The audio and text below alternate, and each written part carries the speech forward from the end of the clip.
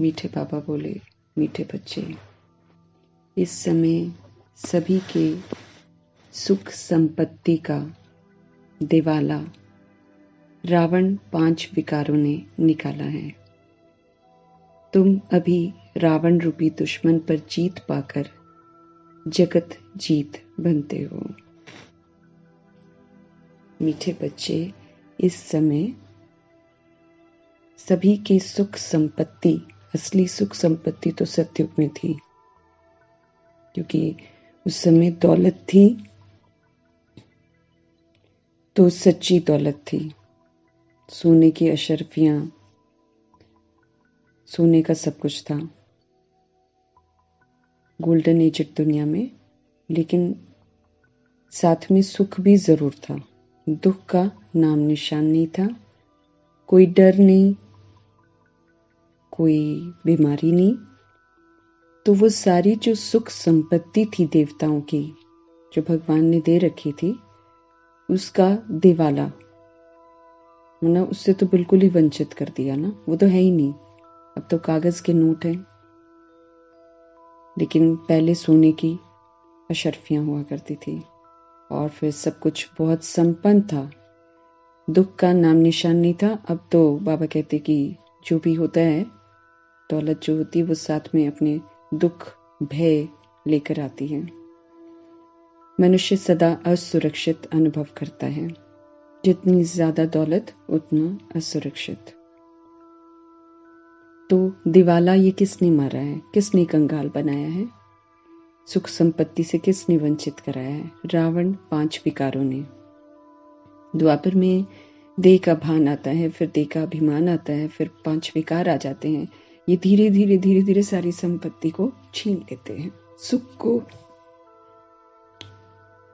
जो सच्चा सुख होता है सुख धाम का, उसको छीन लेता है रावण। क्योंकि जैसे जैसे देह का भान आता है, देह का अभिमान आता है, विकार आते हैं, वैसे वैसे आत्मा जो है वो शोक वाटिका में प्रवेश कर जाती है। धीरे धीरे धीरे धीरे आज बिल्कुल शोक की दुनिया हो गई है।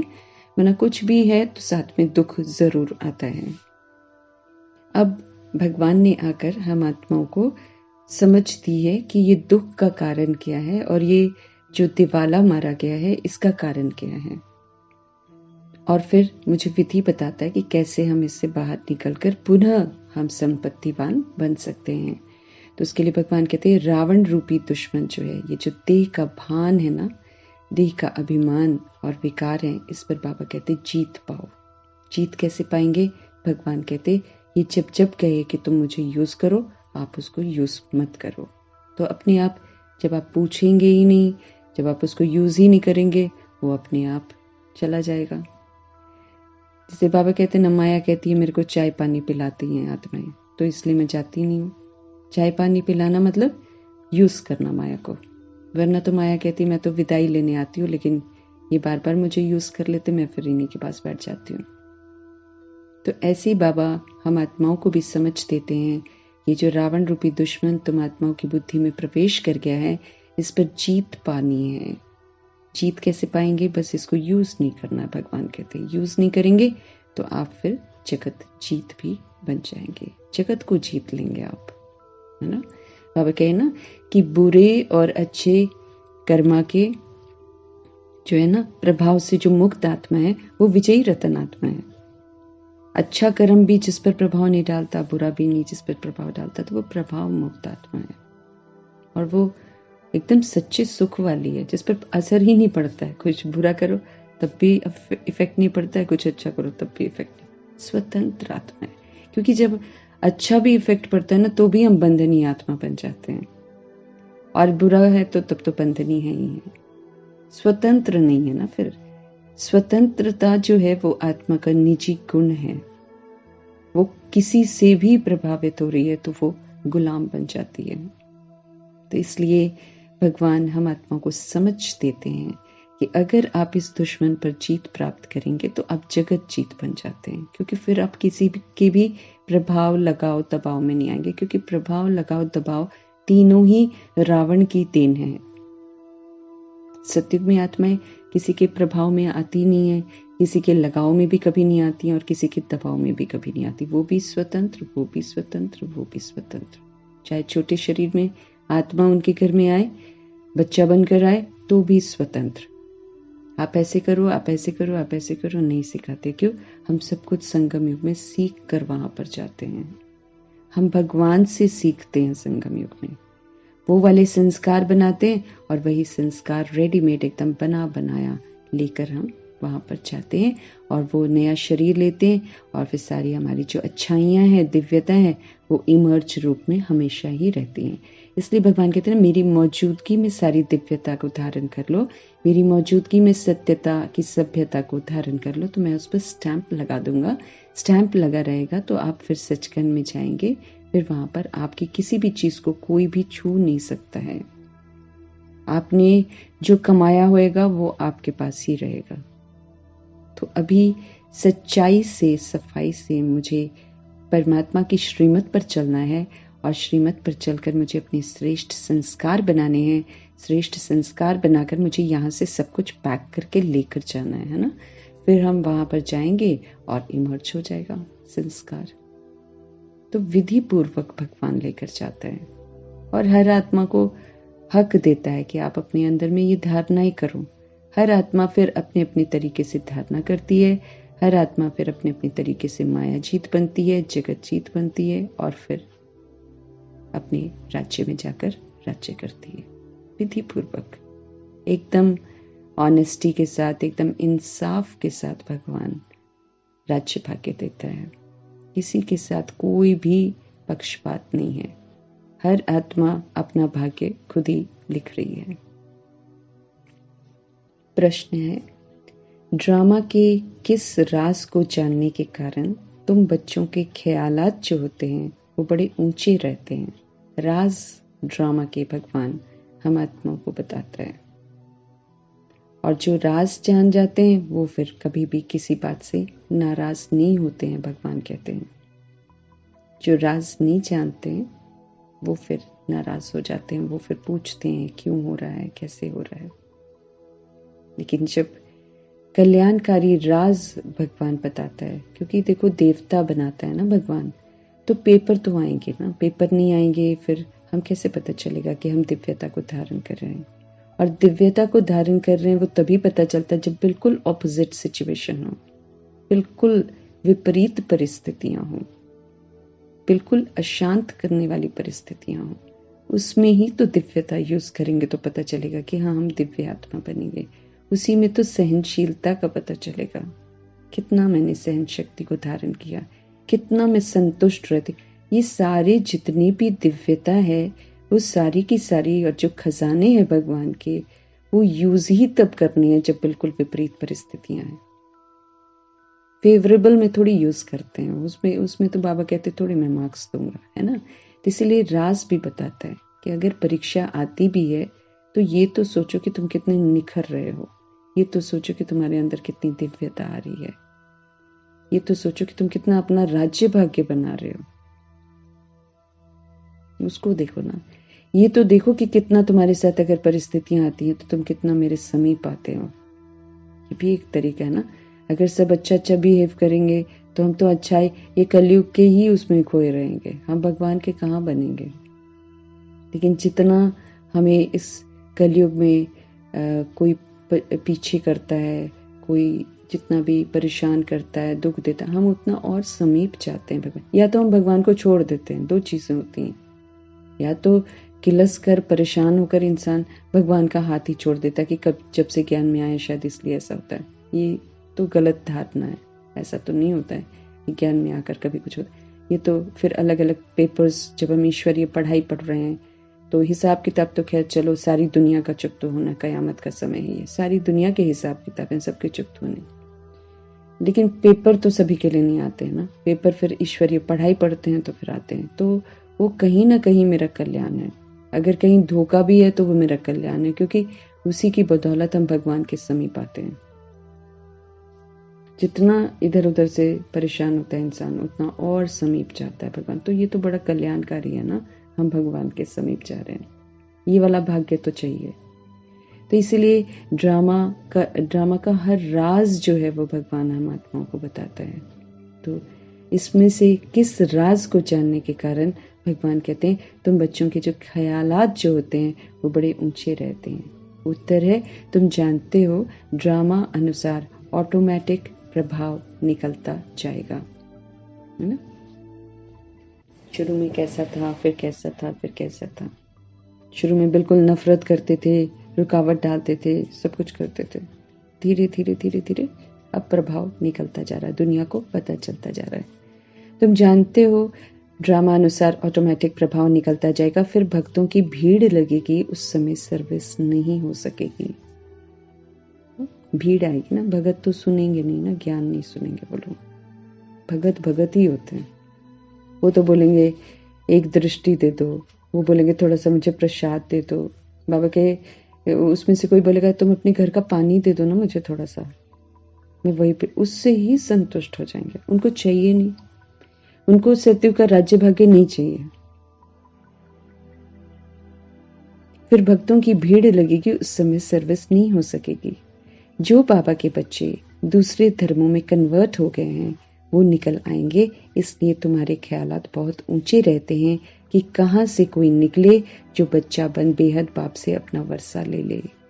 तुम्हें ये ख्याल नहीं रहता है कि कोई निकले जो पैसा दे, लेकिन शिव बाबा पढ़ाते हैं ये निश्चय बैठे और बाबा से वर्षा लेने के लिए भागे। दादियों का हमेशा यही संकल्प रहता था, सब भगवान के बन जाएं। दादियों ने कभी नहीं सोचा कि पैसा दें, पैसा इकट्ठा हो, नहीं। उनका मकसद ही ये रहता था हर आत्मा भगवान का बच्चा बन जाए, यही ऊना रहता था उनको। बस कुछ नहीं चाहिए ना, वो लोग तो और कुछ, वो तो वैसे ही यज्ञ के रक्षक थे। तो राज है ये, भगवान कहते हैं ऑटोमेटिक सब कुछ होएगा। ऑटोमेटिक भगवान की प्रत्यक्षता का समय जब समीप आएगा ना, तो प्रत्यक्षता हो ही जाएगी एकदम। रोक नहीं सकता प्रकाश को, फिर वो तो प्रकाश खुद ही रुका पड़ा है बस, क्योंकि शुरू में दिखाता ही नहीं ना अपना भबका, क्योंकि चैलेंज करता है कि मुझे गुप्त रूप में पहचान कर दिखाओ, मेरा बन कर दिखाओ, क्योंकि निराकार है, दिखाई तो देता नहीं है। और देह भान की हमें आदत है, देह को देखने की, उसी में से तो ढूंढ रहा है कि कौन उसको पहचानता है, कौन उसका कितना बनता है, कौन कितना फिदा होता है, क्योंकि फिदा होने का समय ही अभी है। तो ऑटोमेटिकली सब कुछ होता है। तुम जानते हो ड्रामा अनुसार ऑटोमेटिक प्रभाव निकलता है, निकलता ही जाएगा, सबको यकीन होता चला जाएगा, क्योंकि जैसे जैसे दुख बढ़ेंगे, जैसे जैसे चारों तरफ विनाश दिखाई देगा, वैसे वैसे आत्मा में जागृति आनी शुरू हो जाएगी। भगत आएंगे भाग भाग कर। सेवा नहीं कर सकते ना, सेवा नहीं कर सकते। उनको स्थूल कुछ चाहिए होगा, स्थूल ना, आशीर्वाद दो, मेरे सिर पे हाथ रख दो, मेरे को दृष्टि दे दो, इस तरह की बातें बोलेंगे वो, बस उसी से तृप्त हो जाएंगी वो आत्माएं। पढ़ाई नहीं है, पढ़ाई उनके बस की नहीं होगी, तो सुनना ही नहीं चाहेंगे ना। और जो बाबा के दूसरे बच्चे हैं ना, हम सारे ही तो कन्वर्ट हो गए थे ना, हम सारे ही कन्वर्ट हो गए थे। लेकिन इस समय कोई क्रिश्चियन है, कोई मुस्लिम है, कोई हिंदू है, कोई सिख है, इन्हीं में भी अगर बाबा कहते कोई देवकुल की आत्मा होगी ना, वो वापस अपने धर्म में आ जाएगी, है ना, वापस इस ज्ञान को पसंद करना शुरू कर देगी, कुदरती। और जो आत्मा ऊपर से सृष्टि रूपी ड्रामा में आई होगी, जिस भी युग में आई होगी, जिस भी धर्म में आई होगी, वो वापस संगम युग जब शुरू हो रहा होता है ना, ये 100 वर्ष का संगम युग है, 85 ईयर्स जो खत्म हुए, इस दौरान जो भी आत्मा द्वापर युग में जिस भी धर्म में आई होगी, वो उसमें लौट जाएगी। दुनिया के लिए वो होएगा कि ये क्रिश्चियन बन गया, ये मुस्लिम बन गया, ये हिंदू बन गया, ये सिख बन गया, दुनिया के लिए ये प्रॉब्लमेटिक है, चीज है। दुनिया कहेगी ये गलत किया, वो गलत किया, लेकिन वो आत्मा जो है वो गलत नहीं है, वो उसी में वापस जा रही, क्योंकि ये कयामत का समय है। क्योंकि एंड में जो आत्मा होगी वो वापस अपने उसी धर्म में प्रवेश करेगी जिसमें वो धरा पर आकर प्रवेश हुई थी। द्वापर में कोई क्रिश्चियनिटी में आया होगा तो वो वापस अगर हिंदू भी होएगा ना तो वो क्रिश्चियन बनेगा ही बनेगा। ड्रामा क्लोज होना है ना फिर से। तो जिस भी धर्म में कोई भी आत्मा आई होगी वो वापस लौटेगी, इसलिए आश्चर्य की जरूरत नहीं, शिकायत की जरूरत नहीं, किसी चीज की जरूरत नहीं है। आत्मा पुनः लौट रही है अपनी चीजों में।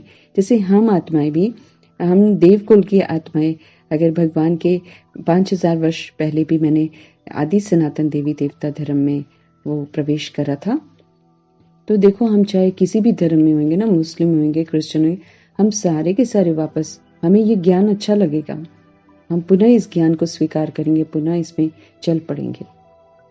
क्योंकि जब हम सृष्टि रूपी ड्रामा में आए थे तो हम इसी में थे, लेकिन भूल भुलैया के खेल में खेल खेल के और कार्मिक अकाउंट बना बनाकर हमने भिन्न भिन्न धर्म में पार्ट बजाया है।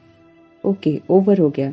अब पुनः जो है कयामत का समय चल रहा है, तो अब आत्मा पुनः अपनी उसी धर्म में लौटेगी जिसमें वो सृष्टि रूपी ड्रामा में आई थी। इसीलिए आजकल बहुत विस्तार ये चेंज हो रहा है। कोई क्रिश्चियन लोग कह देते हैं कि क्रिश्चियन पैसा देते हैं इसीलिए लोग क्रिश्चियन हो रहे हैं, नहीं, वो आई ही आत्माएं उसमें थी, इसीलिए वो वापस उसी में जाती हैं। तो ये चीजें जो हैं बाबा हम आत्मा को समझ दे रहे हैं कि जो बाबा के बच्चे दूसरे धर्मों में कन्वर्ट हो गए, हम सब भी कन्वर्ट हो गए थे, वो निकल आएंगे। वो भगवान के घर में भी तो आते हैं ना, कोई मुस्लिम आता है, कोई हिंदू आता है, कोई क्रिश्चियन आता है, सब आ रहे हैं। इसलिए हमारे ख्यालात जो हैं बड़े ऊंचे रहते हैं कि कहाँ से कहाँ कोई निकले जो भगवान का बच्चा बने, वारिस बने, क्योंकि भगवान को वारिस चाहिए। भगवान कहते मुझे भीड़ नहीं चाहिए, भीड़ मत इकट्ठी करो, मुझे वारिस चाहिए। क्योंकि वारिस जो आत्मा होती है ना, वो पूरा पुरुषार्थ करती है और फिर भगवान से सचखंड का राजाई घराने का वर्षा लेती है। तो ऊना रहता है, ख्यालात रहता है, ऊंचे रहते कि कहाँ से कहाँ कोई निकले जो बच्चा बनकर बेहद बाप से अपना वर्षा ले ले। तुम्हें ये ख्याल नहीं रहता है कि कोई निकले जो हमें पैसा दे। पैसे की ख्वाहिश नहीं रखते वो लोग, है ना। वो खाली ये सोचते हैं सब लोग भगवान के बन जाएं। जो शिव बाबा पढ़ाते हैं निश्चय बैठ जाए और बाबा से वर्षा लेने के लिए भागे, ऐसी सोच रखती हैं आत्माएं। दादियां वगैरह तो ऐसी सोच रखती थी शुरू में। गीत है ले लो दुआएं माँ बाप की। यहाँ पर मेरा माँ बाप कौन है? शिव पिता परमात्मा। और अगर हम साकार में आ जाएं तो ब्रह्मा माँ भी है, साथ में शिव बाबा है। फिर अगर हम और थोड़ा सा आगे चले तो मातेश्वरी भी है। तो इनकी दुआएं मुझे लेनी है और श्रीमत पर चलेंगे तो इनकी दुआएं मिलती हैं, अदरवाइज नहीं मिलती हैं। आत्मा समझकर चलते हैं तो दुआएं मिलती हैं, नहीं तो नहीं मिलती हैं। संपूर्ण निर्विकारी, निरहंकारी, निराकारी बनते हैं तो दुआएं मिलती हैं। शुभ भावना, शुभकामना का सहयोग देते हैं तो मिलती हैं। दैवी गुणों को धारण करते हैं तो मिलती हैं। शक्तियों को यूज करते हैं तो मिलती हैं। और वरदानों को यूज करते हैं तो मिलती हैं। ज्ञान रत्नों से जब हम खेलते हैं तो मिलती हैं। माया जीत, प्रकृति जीत, विकर्मा जीत बनते हैं तो मिलती हैं। कर्मातीत बनते हैं तो मिलती हैं। विघ्न विनाशक बनते हैं तो मिलती हैं। माना जो भगवान होमवर्क करते हैं तो दुआएं मिलती हैं। राइट हैंड बनते हैं तो दुआएं मिलती हैं। मातेले बनते हैं तो दुआएं मिलती हैं। सपूत बनते हैं, सबूत देते हैं तो दुआएं मिलती हैं। जो भगवान कहता है वो करते जाते हैं तो दुआएं परमात्मा की मिलती जाती हैं। तो ऐसी दुआएं मुझे जमा करनी है। माँ बाप की दुआएं। आत्मा का माँ बाप शिव पिता परमात्मा है, देह का माँ बाप नहीं है। और उनकी दुआएं नहीं मिल सकती ना वो, क्योंकि विकारी रास्ते पर चल रहे होते हैं, वो विकार का रास्ता बताते हैं। तो दुआएं नहीं लगती हैं उनकी, कोई दुआएं नहीं दे रहे होते हैं। वो तो अपने अपने लाइकिंग के अनुसार करते हैं कि कहना मान लिया, मेरा मान लिया तो ब्लेस कर देंगे। लेकिन ब्लेस भी क्या करते हैं? पुत्रवान भव और पता नहीं क्या क्या, सुहागवती भव, वो तो विकार वाले आशीर्वाद देते हैं। उनकी दुआएं नहीं, संगम युग में परमात्मा की दुआएं। वो माँ बाप बनकर आता है, फिर वो यहाँ पर जब धरा पर आता है साकार में, तो फिर वो परिवार रचता है, उसमें वो पिता बनता है, तो फिर ब्रह्मा को गुप्त बड़ी माँ बनाता है। इस विधि से ये जो परफेक्ट बनाने वाली ट्रायंगल है, शिव पिता परमात्मा, ब्रह्मा माँ और जगदम्बा माँ, ये जो ट्रायंगल है, इन ट्रायंगल से मुझे दुआएं लेनी है। ओम शांति। सेवा को सर्विस भी कहते हैं। पहले माता पिता सेवा करते हैं, अब देखो प्रैक्टिकल में कर रहे हैं ना। अभी से ही सभी कायदे कानून परमपिता परमात्मा आकर स्थापन करते हैं। अब सही मायने में कायदे कानून स्थापन होते हैं, मनुष्य नहीं स्थापन कर पाते हैं। इसीलिए इतना झगड़ा है दुनिया में, कहाँ कोई इंसाफ है। लेकिन भगवान अभी सारे कायदे कानून मर्यादाएं नियम ईश्वरीय मर्यादाएं परमपिता परमात्मा आकर स्थापन करते हैं। तुम बच्चे आते हो, मम्मा पापा कहते हो, तो मम्मा पापा भी तुम्हारी सेवा करते हैं। हद के माँ बाप भी बच्चों की सेवा करते हैं। माँ बाप गुरु वे सब है लौकिक, लेकिन यहाँ पर है सब पारलौकिक। लौकिक को तो सब जानते हैं, बरोबर बाप जन्म देते हैं, टीचर पढ़ाते हैं अर्थात शिक्षा देते हैं। दुनिया में जैसे होता है, जो शरीर का बाप है वो लोग जन्म देते हैं और फिर पढ़ने के लिए फिर टीचर के पास जाना पड़ता है अर्थात शिक्षा देते हैं। फिर वानप्रस्थ अवस्था में वो लोग फिर गुरु करते हैं। ये रस्म रिवाज कब से शुरू हुई? अभी से ही ये आरंभ होती है ना। आदि जो मतलब शुरुआत जो होती है वो संगम युग से होती है। यहाँ पर सब कुछ सिखाया जाता है कि कैसे सब कुछ करना है। इस समय ही सदगुरु आते हैं, समझाते हैं मैं तुम्हारा बाप भी हूँ, मैं तुम्हारा टीचर भी हूँ, मैं तुम्हारा सदगुरु भी हूँ। क्योंकि मनुष्य इस समय लायक नहीं है ना, इसलिए ये ड्यूटीज अलग अलग नहीं देते। भगवान स्वयं ही बाप बनते हैं, स्वयं ही परफेक्ट तो टीचर हैं और स्वयं ही परफेक्ट सदगुरु हैं। बाप के तो बच्चे बने हो, टीचर रूप में इनसे शिक्षा पा रहे हो, अंत में सदगुरु बनकर तुमको सचखंड में भगवान ले जाएंगे, है ना। फरमान, सदगुरु का फरमान सिर माथे पर होना चाहिए। वो जो फरमान करते हैं उसको तुरंत मानना है। वो फिर क्या करेंगे, वो हमें फिर सचखंड में लेकर जाएंगे। तीनों काम प्रैक्टिकल में भगवान अभी करते हैं। तुम बच्चे माता पिता कहते हो तो बाप भी स्वीकार करते हैं। ये तो जानते हैं सभी बच्चे एक समान सपूत नहीं हो सकते हैं। सपूत बनना पड़ता है ना, बहादुर, भगवान की शिक्षाओं को अमल में लाना और फिर ओपनली फिर सेवा करना, है ना। सपूत बनना पड़ता है, सच बोलना सपूत बनना पड़ता है, आत्मा बनकर चलना सपूत बनना पड़ता है, पवित्रता को धारण करना सपूत बनना पड़ता है। यहां भी बेहद का बाप कहते हैं सब बच्चे सपूत नहीं हैं। ये तो तुम भी जानते हो ना। अभी है रावण का राज्य। ये कोई विद्वान पंडित आदि नहीं जानते हैं कि रावण का राज्य है। उन्हें पता ही नहीं है रावण कौन है। वो तो वही पुतले को रावण कहते हैं और वही रामायण की कथा जिसको खुद ही लिखते हैं कि काल्पनिक है और फिर खुद ही उसको सत्य समझते हैं और कहते हैं ऐसे ही 10 सिर वाला रावण हुआ करता है। किसी को तो नहीं पता। ये कोई विद्वान पंडित आदि नहीं जानते हैं। जब कोई आते हैं तो पहले तो उनसे पूछना है तुम क्या चाहते हो। जब कोर्स करने आते हैं ना, कई तो टाइम पास करने आते हैं, इसलिए पता तो शुरू में तो बहुत सख्ती थी। फॉर्म भर आते थे, देखते भी थे, परखते भी थे और बाबा ये भी बोलते थे कि बहुत लोग यूं ही आते हैं परखने के लिए कि ये लोग करते क्या हैं। तो सावधान करता था उस समय तो बाबा ना, बता देता। तो चंद्रमणि दादी बोलती हम लोग बहुत अलर्ट रहते थे कि कोर्स करने के बहाने आते थे और देखते थे ये करती क्या है। तो उनसे पूछना है कि तुम क्या चाहते हो। फिर कोई शांति चाहते हैं इसलिए गुरु को ढूंढते हैं। सतयुग में तो कोई गुरु आदि नहीं ढूंढते हैं क्योंकि वहां तो कोई दुखी है ही नहीं ना, दुख का नाम निशान नहीं है। वहां कोई अप्राप्त वस्तु ही नहीं है। क्या है जिसको पाने की कोई मेहनत करनी पड़े, सब कुछ उपलब्ध है। यहाँ तो कोई न कोई वस्तु की लालसा रखकर गुरु के पास जरूर जाते। सुख चाहिए, शांति चाहिए, बच्चा चाहिए, दिस चाहिए, दैट चाहिए, कुछ न कुछ लालसा रखते हैं और फिर गुरुओं के पास जाते हैं। कोई का सुनेंगे कि उनकी मनोकामना पूरी हुई तो खुद भी उनके पिछाड़ी में चले जाते हैं। कोई कहेगा हम तो वहां जाते हैं, हमारी वहां मनोकामना पूरी हुई है, तो वहां चले जाते हैं। सन्यासी पवित्र बनते हैं तो उनकी महिमा तो बढ़नी है। चूंकि वो पवित्र बनते हैं इसलिए उनकी ड्रामा में पवित्रता के कारण महिमा होती है। बहुत शिष्य बन जाते हैं उनके, सन्यासियों के। विवेक भी कहता है, समझ भी कहती है, विवेक समझ, विवेक भी कहता है जो पवित्र बनते हैं उनकी महिमा जरूर बाप को करानी ही है। भगवान पवित्रता का सागर, जो पवित्रता को बहुत पसंद करते हैं। जो भी आत्मा पवित्र बनती है भगवान उसकी महिमा जरूर कराते हैं, वरना दुनिया उनको जान जाती है, उनके सामने सर झुकाती है। तुम पवित्र बनते हो तो तुम्हारी कितनी महिमा होती है। तुम्हारे द्वारा मनुष्यों को 21 जन्मों के लिए कल्याण हो जाता है।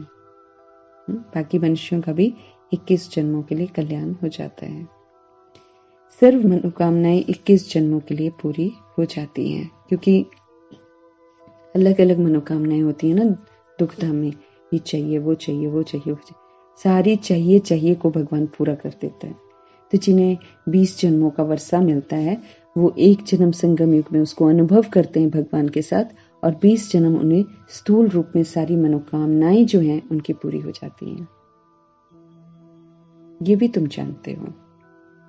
दुनिया में ये भी कोई नहीं जानते हैं कि परमात्मा कब आते हैं, जगदम्बा कौन है जिस द्वारा हमारी सभी मनोकामनाएं पूरी हो जाती हैं, और फिर कौन सी मनोकामनाएं है ना। लोग जगदम्बा के मंदिर में सबसे ज्यादा बाबा कहते भीड़ होती है। छोटा मंदिर होता है, साधारण सी मूर्ति होती है, कोई श्रृंगारी हुई बहुत ज्यादा अच्छी मूर्ति नहीं होती, और कहीं कहीं तो आत्मिक रूप में भी उसको रखा जाता है। लेकिन बाबा के कोई जानते ही नहीं कि जगदम्बा कौन है। जगदम्बा मतलब जगत की अम्बा, माँ जैसे गुण, जो माँ सारी आत्माओं का भला चाहती है, वैसा वाला कल्याणकारी कर्तव्य, वैसी फीलिंग्स वो उनमें थी, इसलिए उनको जगत अम्बा कहते हैं। सबकी मनोकामनाएं पूरी करती है, मना वो सबको भगवान से जोड़ देती है, और जो भगवान से जुड़ गया उसकी मनोकामनाएं पूरी हो गई। क्योंकि जो भगवान से जुड़ेगा वो भगवान से पढ़ाई पढ़ेगा, वो भगवान से वर्षा लेगा, उसकी सारी मनोकामनाएं पूरी। जिस द्वारा हमारी सभी मनोकामनाएं पूरी हो जाती हैं। बाकी बस स्थूल कुछ नहीं देती है जगदम्बा की, ये ले लो, वो ले लो, वो नहीं करती। वो तो भगवान से जोड़ती है सच्चे दिल से।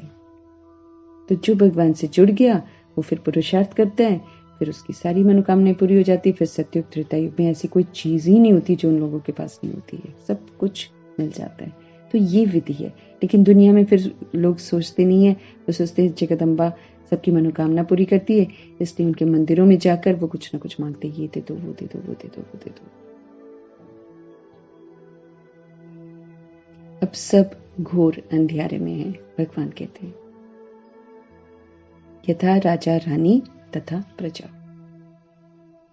सब घोर अंधियारे में, किसी को पता नहीं है क्या है, खुद ही के बारे में नहीं पता है।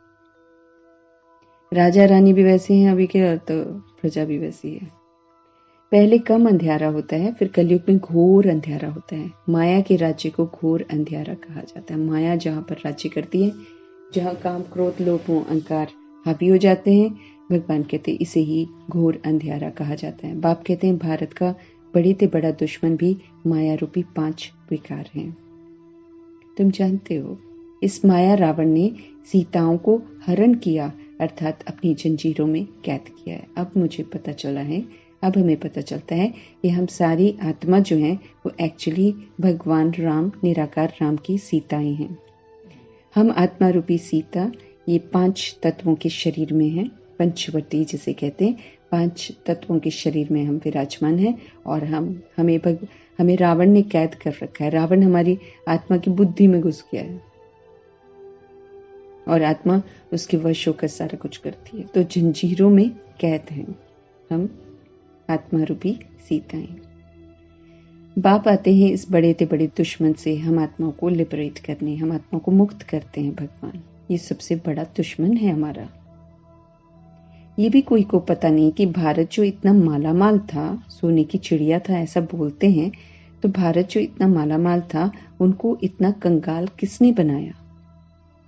यूं तो बोलते हैं भारत डाल डाल पर सोने की चिड़िया थी, ऐसे गाते हैं, समझते भी हैं, और क्रिश्चियन भी बोलते हैं कि स्वर्ग था, पैराडाइज था। तो जो भारत इतना मालामाल था, भगवान कहते हैं उनको इतना कंगाल किसने बनाया? कोई नहीं जानता। यही रावण ही तो बड़ा दुश्मन है।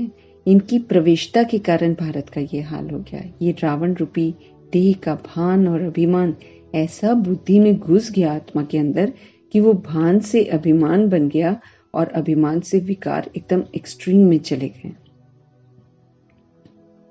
धीरे धीरे प्रवेश किया रावण ने, और प्रवेश करके आज फिर 5 विकार बिल्कुल हावी हो गए, वशीभूत कर देते हैं, आत्मा को बेबस कर देते हैं। आत्मा नहीं चाहती है वैसा करना, फिर भी करती है, कंगाल बन जाती है। तो रावण की प्रवेशता के कारण भारत का ये हाल हो गया है। कहा जाता है ना, तुम्हारे में क्रोध का भूत है। क्रोध करते हैं ना, भगवान कहते क्रोध का भूत है, वशीभूत हो जाती है आत्मा। कोई सुख नहीं अनुभव करती है वो, लेकिन जिस समय उसको आता है वो बिल्कुल वशीभूत हो जाती है। बाद में उसको रियलाइज होता है कि उसने अपना कितना कुछ खो दिया, कितनी एनर्जी उसने खत्म कर दी। बाद में एहसास आता है। परंतु मनुष्य समझते नहीं है कि 5 विकारों को भूत कहा जाता है। वो तो कहते हैं बहुत जरूरी है भाई, काम विकार भी जरूरी है, क्रोध भी जरूरी है। क्रोध के बिना काम कैसे चलेगा? क्रोध के बाल बच्चे जरूरी हैं। लोभ भी चाहिए, कहेंगे लोभ नहीं होएगा तो फिर हम कमाएंगे क्या? एक लालसा तो होनी चाहिए। मोह, वो तो कहेंगे बहुत जरूरी, वही तो प्यार है, उसको बोलेंगे मोह ही तो प्यार है, उसको प्यार समझते हैं। कितना वो दुख देता है वो नहीं समझ पाते हैं। अहंकार भी बोलते हैं, ईगो तो चलो इट्स माई ईगो बोलेंगे, तो ईगो भी जरूरी है ऐसा सोचते हैं। तो ये भूत अर्थात रावण ही सबसे बड़ा दुश्मन है। ऐसे नहीं कि मुसलमानों व क्रिश्चियन ने भारत को कंगाल बनाया है। देखो है ना, ब्लेम गेम खेलते हैं हम लोग, है ना, ब्लेम गेम खेलते हैं। उसने करा है ना, मुसलमानों ने ऐसा कर दिया, क्रिश्चियन ने ऐसा कर दिया। भगवान कहते नहीं, ऐसे नहीं कि आत्माएं है ना, ऐसे नहीं कि मुसलमानों ने या क्रिश्चियन ने भारत को कंगाल बनाया। 5 विकारों ने, रावण ने कंगाल बनाया है। क्योंकि जितना आत्मा इसके वशीभूत होती जाती है, उतना अपनी शक्तियों को खोती जाती है, उतना उल्टे कर्म करती जाती है। तो रावण की प्रवेशता ने भारत को कंगाल बना दिया।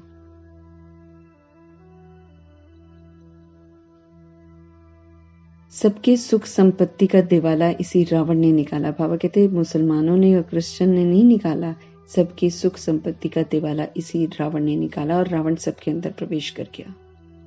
सबसे पहले भारत की आत्माएं जो थी, भारत में राज्य करती थी, उनमें प्रवेश किया, और उसके बाद जितने भी आए उनको उनके अंदर भी, वो तो फिर प्रभाव में आ गए। क्योंकि सबसे पहले देवकुल की आत्माएं आ गई, फिर देवकुल की आत्माओं के बाद फिर जितने भी लोग आए, वो तो देखते हैं कि इसी तरीके से दुनिया चलती है। इसीलिए वो बोलते हैं कि 5 विकार जरूरी है, क्योंकि उन्होंने तो आते ही देखा है कि 5 विकारों का राज्य चलता है। तो इसलिए उनको तो कुछ बुरा नहीं लगता, क्योंकि आए वैसे। आज जो देवकुल की आत्मा, उनको भगवान स्मृति, वो भी भूल गई हैं, उनको भगवान स्मृति दिलाता है कि ऐसी सृष्टि शुरू हुई है, तो उनको आकर्षण होता है, क्योंकि वो उस युग में आए हुए हैं। लेकिन जो मुस्लिम्स हैं और जो क्रिश्चियन हैं, ये तो आए ही एंड में है ना, मना द्वापर युग में आए हैं। तो द्वापर युग में तो ऑलरेडी देवकुल की आत्माएं गलत मार्ग पर चल पड़ी थी, तो उन्होंने तो आकर गलत मार्ग ही देखा, तो उनको तो वही नेचुरल लगता है, उसमें कोई बुराई उनको लगती ही नहीं है। और जो बिल्कुल कलयुग में आए हैं, 100 वर्ष पहले जो आए हैं, या जो फिल्म इंडस्ट्री की आत्माएं जो होंगी, ये बिल्कुल एंड में आई होंगी, क्योंकि भगवान कहते हैं 100 वर्ष पहले तो फिल्में शुरू हुई थी। वो भी देखो कैसे शुरू हुई थी। एक शुरू में बिल्कुल कहते साइलेंस में थी मूवी, है ना, कुछ नहीं बोलते थे, फिर इशारों में बोलते थे, फिर टॉकी हो गया, अब तो टॉकी की टॉकी हो गया। तो जैसे सृष्टि रूपी ड्रामा चलता है ना, वैसे मूवीज का भी चला।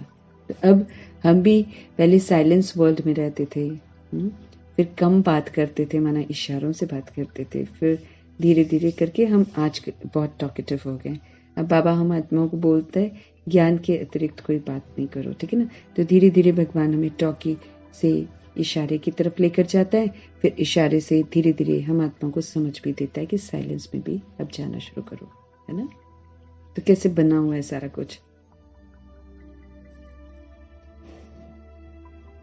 इसलिए अगर 100 वर्ष पहले आत्माएं ड्रामा में प्रवेश कर होएगा, जैसे फिल्म इंडस्ट्री की आत्माएं, वो जो पहनावा पहनते हैं, वो जो कुछ भी करते हैं, खुलेआम कर रहे हैं, उनको कुछ बुरा लग ही नहीं रहा है, क्योंकि वो आए ही ऐसी दुनिया में है जब विकारों का राज्य पूरा चल रहा था, तो उनको बुरा नहीं लगता है। तो बाप दादा बोल रहे हैं सबकी सुख संपत्ति का दिवाला तो इसी रावण ने निकाला है, ये बात कोई नहीं जानते हैं। अब संन्यास धर्म को 1500 वर्ष हुए हैं, क्योंकि वो 3500 ईयर्स के बाद आते हैं। जब 3500 ईयर्स ड्रामा खत्म हो जाता है तो आते हैं। तो 1500 वर्ष हुए हैं। उन्हों की संख्या बहुत वृद्धि को अभी पाई हुई है। वृद्धि को पाते पाते अभी आकर जर्जरीभूत अवस्था को पहुंचे। उनकी भी अवस्था गड़बड़ हो गई है, क्योंकि सन्यासी भी तो इधर उधर से लेकर खा रहे हैं ना। तो इधर उधर से लेकर जब खाते गृहस्थियों का, तो गृहस्थी तो विकार में जाते हैं, फिर उसका प्रभाव कुछ ना कुछ तो उन पर भी पड़ेगा। इसलिए वो भी देख लेते हैं, शरीरों को देख लेते हैं, ऐसी बात नहीं है। उनकी आंखें भी अब विकार में नहीं जाते, बाकी तो देखते तो हैं ही, और जानते भी सब कुछ है ना। और क्रोध भी करते हैं, उनमें भी घमंड आ गया है, उनमें भी लोभ आ गया है, अटैचमेंट हो गई उन्हें भी अपने शरीरों से, अपने मर्तबे से। छोड़कर घर जाते थे जंगलों में, अब जंगल छोड़कर महलों में रह रहे हैं, तो आ गई ना उनमें भी अवस्था, उनकी गड़बड़ हो गई, तो जड़ जड़ीभूत अवस्था को पहुंचे हुए हैं। भगवान कहते वो लोग भी, उनका भी विनाश होना है। तुम्हारा तो अब सतो प्रधान नया झाड़ है। अब हमें तो भगवान पहले उल्टी सीढ़ी को नीचे उतार कर फिर भगवान के नया झाड़ लगाते, कलम जो है नहीं लगाते हैं। कैसे लगाते हैं? शूद्रों को पहले बोलते हैं कि ब्राह्मण बनो, पवित्रता की प्रतिज्ञा करो, ब्राह्मण बनो, फिर शूद्र वाले जीवन से, रावण राज्य से निकाल कर भगवान रावण राज्य के अंदर ही एक छोटा सा वो शिवालय वो जो है रचते हैं, संगम युग का शिवालय। उस शिवालय में कहते हैं इसमें तुम रहो। अब इसमें रहो तो फिर सारे ईश्वरीय मर्यादाओं में रहो। एक मतलब वो होता है ना, एक सर्कल सा बना देते हैं, उस सर्कल की मर्यादा की लकीर के अंदर कहते हैं इसी के अंदर रहना बस। इसके बाहर जाओगे तो मैं तुम्हारी जिम्मेवारी नहीं लूंगा, लेकिन इसके अंदर रहोगे तो फिर तुम्हें कुछ सोचने की जरूरत नहीं है, मैं तुम्हारा जिम्मेवार हूं। तुम सिर्फ मुझे याद करो और श्रीमत पर चलो, बशर्ते मैं सर्कल के अंदर रहती हूँ। सर्कल के बाहर जाऊंगी फिर नहीं। वो मना सपोज करो मीठा बाबा मुझे बोलता है कि क्रोध मत करो, है ना, लेकिन मैं आत्मा क्रोध करती हूँ, तो मैं तो सर्कल के बाहर चली गई हूँ, क्योंकि यहाँ पर अलाउड नहीं है। भगवान के शिवालय में रावण की कोई भी एक्टिविटी अलाउड नहीं है। तो जो कोई भी एक्टिविटी रावण राज्य की करता है वो स्वतः ही बाहर होता है और फिर अपना भुगतान करता है। अभी तो चलो फिर भी बाबा बोलता है बीती सो बीती, फिर से सर्कल में आ जाओ, ऐसा बोलता है भगवान, है ना। पर देन एक पर्टिकुलर टाइम होता है, फिर वो एक समय पर आकर बाहर निकले होंगे ना, वो कहेगा फिर बाहर ही रहो। वो बोलता है ना जैसे किला बन जाएगा, फिर किले के अंदर नहीं आ सकते। तो अभी तो वो समझाता है कि इसके बाहर मत जाना, मत जाना, मत जाना, रोज समझाता है। लेकिन अगर मैं बाहर जाती जाऊंगी एक दिन बंद कर देगा, फिर कहेगा अंदर नहीं आना, बस बात खत्म, बाहर ही रहो। वो वाला हमारा समय आ रहा है। अभी तो समझा रहे, फिर बोलेगा बाहर ही रहो। कहना नहीं मानेंगे ना। अगर हम आत्मा, क्योंकि इस सर्कल के अंदर में रहना मतलब भगवान संसार है, इस सर्कल के अंदर रहना मतलब बॉडी नहीं समझना है, तब रहना है यहाँ पे। भगवान कहता है मर्यादाएं जो है ना शिवालय की, वो यही है, बॉडी नहीं समझना है। आत्मा समझ रहे हो तो सर्कल के अंदर हो, बॉडी समझ रहे हो तो बाहर हो। तो अभी तो समझा रहा है, ओके बीती सो बीती करो। हाँ, एक बार आएगा, मैं आत्मा बार बार देह समझकर बाहर जाती जाऊंगी, एक दिन दरवाजा बंद कर देगा, कहेगा बाहर हो। रोज रोज थोड़ी आने देगा, है ना। तो वृद्धि को पाते पाते अभी आकर जर्जरीभूत अवस्था को पहुंचे हैं। तुम्हारा तो अब सतो प्रधान नया झाड़ है। अब भगवान जो है हम आत्माओं के लिए सतो प्रधान नया झाड़ खड़ा करते हैं। हम आत्माओं को हर बात की समझ देते हैं, और फिर उस समझ के अनुसार अगर हम चलते हैं तो हम भगवान के सतो प्रधान नए झाड़ के उसमें आ जाते हैं, नए झाड़ में आ जाते हैं हम। अदरवाइज नहीं आते। बड़ी शर्तें हैं, सचखंड एकदम 108 पास होते हैं बस राजा कराने में। प्रजा तो फिर प्रजा ही है। तुम अभी रावण के साथ युद्ध कर रहे हो। हम सारी आत्माओं का युद्ध जो है अपने अंदर विराजमान रावण के साथ है। हम सभी के अंदर रावण बैठा हुआ है। देह का भान जब तक है, भान जस्ट एक कॉन्शियस कि मैं एक शरीर हूं। अभिमान तो घमंड है, लेकिन अगर बाबा कहते हैं भान भी है ना, तो फिर भगवान स्वीकार नहीं करेगा। तुम अभी रावण के साथ युद्ध कर रहे हो। मेरे अंदर कूट कूट के भरा है ना, मैं उससे युद्ध कर रही हूं। गीता में रावण का नाम नहीं है। उन्होंने फिर हिंसक युद्ध दिखा दी है, बाप दादा कह रहे। दुनिया में जो गीता है, मतलब जो भी महाभारत का युद्ध है जो भी दिखाते हैं, उसमें सब में हिंसा दिखाती है, लड़ाई झगड़े, है ना। रावण की राम के साथ दिखा दी है ना। पांडवों की कौरवों के साथ दिखा दी है। उन्होंने फिर हिंसक युद्ध दिखा दिया। बाप कहते हैं तुम इन 5 विकार रूपी रावण पर जीत पाने से जगत जीत बन जाएंगे। फिर हम किसी के भी प्रभाव लगाव दबाव में नहीं आएंगे। तो जो आत्मा नहीं होती है वो फिर जगत को जीत लेती है। प्रभाव में आना मतलब हार खा लेना। विश्व की जितनी भी आत्माएं, जैसे ब्रह्मा बाप ने पुरुषार्थ किया, तो ब्रह्मा बाप किसी के भी प्रभाव में नहीं आए। अपना अडिग होकर भगवान की राह पर चलते रहे। परवाह नहीं की ना किसी की भी, भगवान की परवाह की बस, तो बन गए जगत जीत। उनके खिलाफ लोगों ने बथेरा कुछ बोला, उनको मारने की कोशिश करी, सब कुछ किया। उन्होंने रिएक्ट ही नहीं किया। भगवान मुझे बोलते हैं रिएक्ट ही मत करो, मैं तुम्हें बचा रहा हूं ना, रिएक्ट नहीं करो। अगर मैं रिएक्ट करती हूँ या अंदर सोचती हूँ कुछ भी कुछ, तो फिर मैं हिसाब किताब बनाती हूँ। फिर वो हिसाब किताब फिर मेरे को चुकता करना पड़ेगा। लेकिन जब मैं शिवालय में, भगवान के शिवालय में बैठकर भगवान की श्रीमत पर चलती हूँ और मैं रिएक्ट नहीं करती हूँ, मैं रिटर्न में किसी को बुरा नहीं करती हूँ, तो फिर भगवान जिम्मेवार है मेरा। तो ब्रह्मा बाप ने भी अपना सब कुछ समर्पण कर दिया ना, तो फिर भगवान को चिंता रहती थी कि इसको कैसे निकालूं, यहां से कैसे निकालूं, वहां से कैसे निकालूं। खबर करता रहता था शिव बाबा कि अब यहां से निकलो, पुलिस आ रही है, यहां से निकलो, पुलिस आ रही है। फिक्र होती थी, क्योंकि ब्रह्मा बाप बेफिक्र बादशाह बन गए थे। कहते ठीक है, अब भगवान देखेंगे जो भी देखेंगे। तो उन्होंने कभी भी, किसी ने उनके साथ जितना भी बुरा किया है, बद से बदतर ही किया है उनके साथ, लेकिन उन्होंने कभी भी किसी को बैड नहीं बोला, रिएक्ट नहीं करा, रिजेक्ट नहीं किया, दुआएं देकर आगे बढ़ते रहे। तो फिर भगवान को फिक्र रहती थी उनकी। उनको थोड़ी पता था कि उनको कोई मारने आ रहा है। चंद्रमणि दादी कहती थी हमेशा ही बाबा तैयार रहता था। रात को तो कई बार सोता ही नहीं था कराची में ना, कई बार सोता ही नहीं था। क्यों पता नहीं। रात को 1 बजे बाबा बोलते थे यहां से निकल जाओ, कभी 12 बजे, कभी 1 बजे। तो ब्रह्मा बाप उसी समय निकलते थे। फिर जगह भी बता देते थे बाबा कि वहां चले जाओ, वहां चले जाओ। फिर वहां चले जाते थे। फिर जब गाड़ी वहां आने वाली होती थी तो वहां से निकाल देते थे। फिक्र रहती थी भगवान को। तो ऐसे ही जब हम भगवान की श्रीमत पर चलते हैं, अगर हम नहीं मतलब उतना वो करते कि वो ऐसा कर रहे, वो ऐसा कर रहे, जब हमने, तो भगवान को फिक्र हो जाती है। हम अगर भगवान के रास्ते पर चल रहे हैं, हम ईश्वरीय पढ़ाई पढ़ रहे हैं, हम बाबा के साथ चल रहे हैं और हमें पता नहीं है कि क्या हो रहा है क्या नहीं हो रहा है, उसे फिक्र रहती है। वो फिर खुद ही खुद इंतजाम करता है। हम अनुभव कर सकते हैं अपनी लाइफ में, अगर हम सच्चे हैं भगवान के साथ, तो बड़ी वफादारी निभाता है।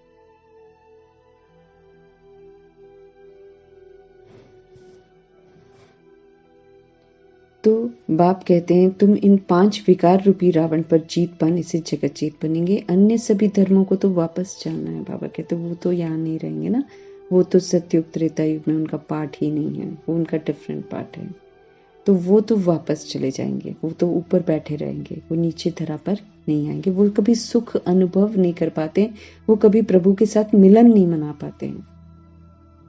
वो अन्य मतलब हम ड्रामा में आते हैं तो हम एटलीस्ट जान पाते हैं कि मेरा पिता कौन है ना, हम जान पाते हैं कि हम कौन हैं, हम कैसे खेल खेलते हैं। वो तो कभी जान ही नहीं पाएंगे, बस खाली एंड में ये जान जाते हैं कि भगवान ने ये किया वो किया, लेकिन जो भगवान के साथ जीना होता है वो नहीं जीते हैं वो लोग।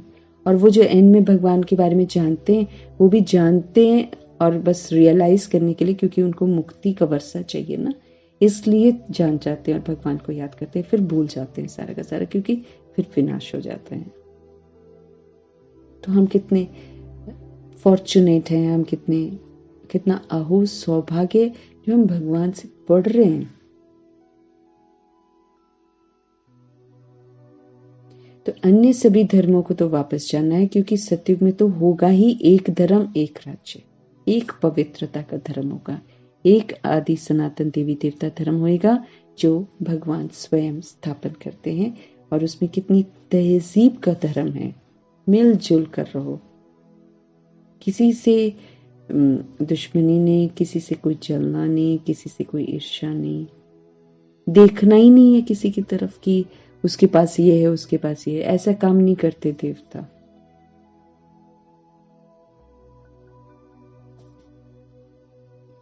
क्योंकि सतयुग में तो होगा ही एक धर्म एक राज्य। सो जिन्होंने कल पहले लिया था, जो सूर्यवंशी बने थे, वही सतो प्रधान नंबर 1 राज्य करेंगे।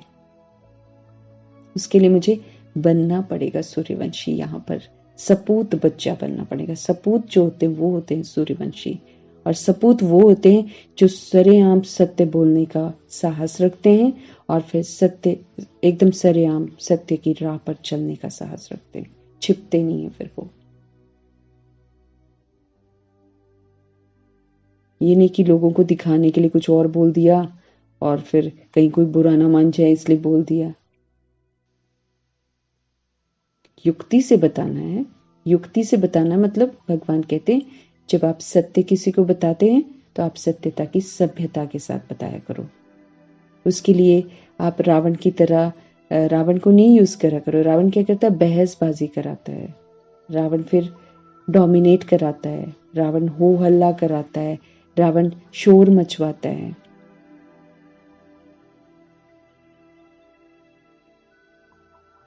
ना।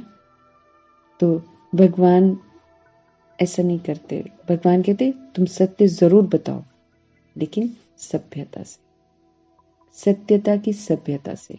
बहस नहीं करो, चिल्लाकर नहीं बोलो, जबरदस्ती नहीं बोलो, स्वीकार करके अगली आत्मा को बोलो, रूहानियत से बोलो, आत्मा समझकर बोलो, आत्मा को देखो। ऐसे करके बाबा कहते हैं कि आप बताओ।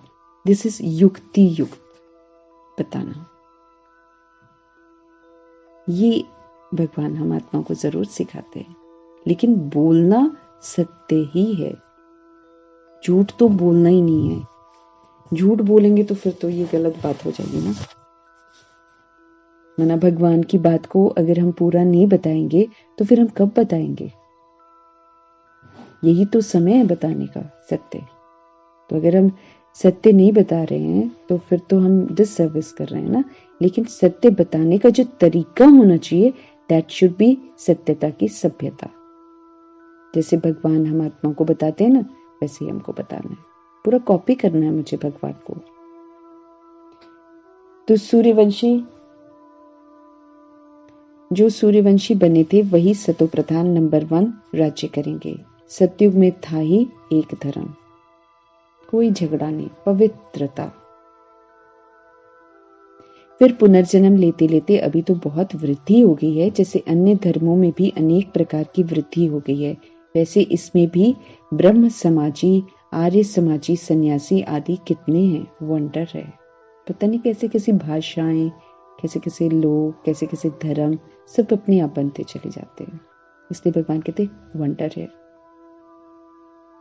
है तो सभी भारतवासी एक आदि सनातन देवी देवता धर्म के। सिजरा तो ऊपर से वही चला आता है ना, ऊपर से ही तो सारी आत्माएं आ रही हैं। तो जो शुरुआत हो गई है कायदे से तो सारे उसी के ही होने चाहिए ना।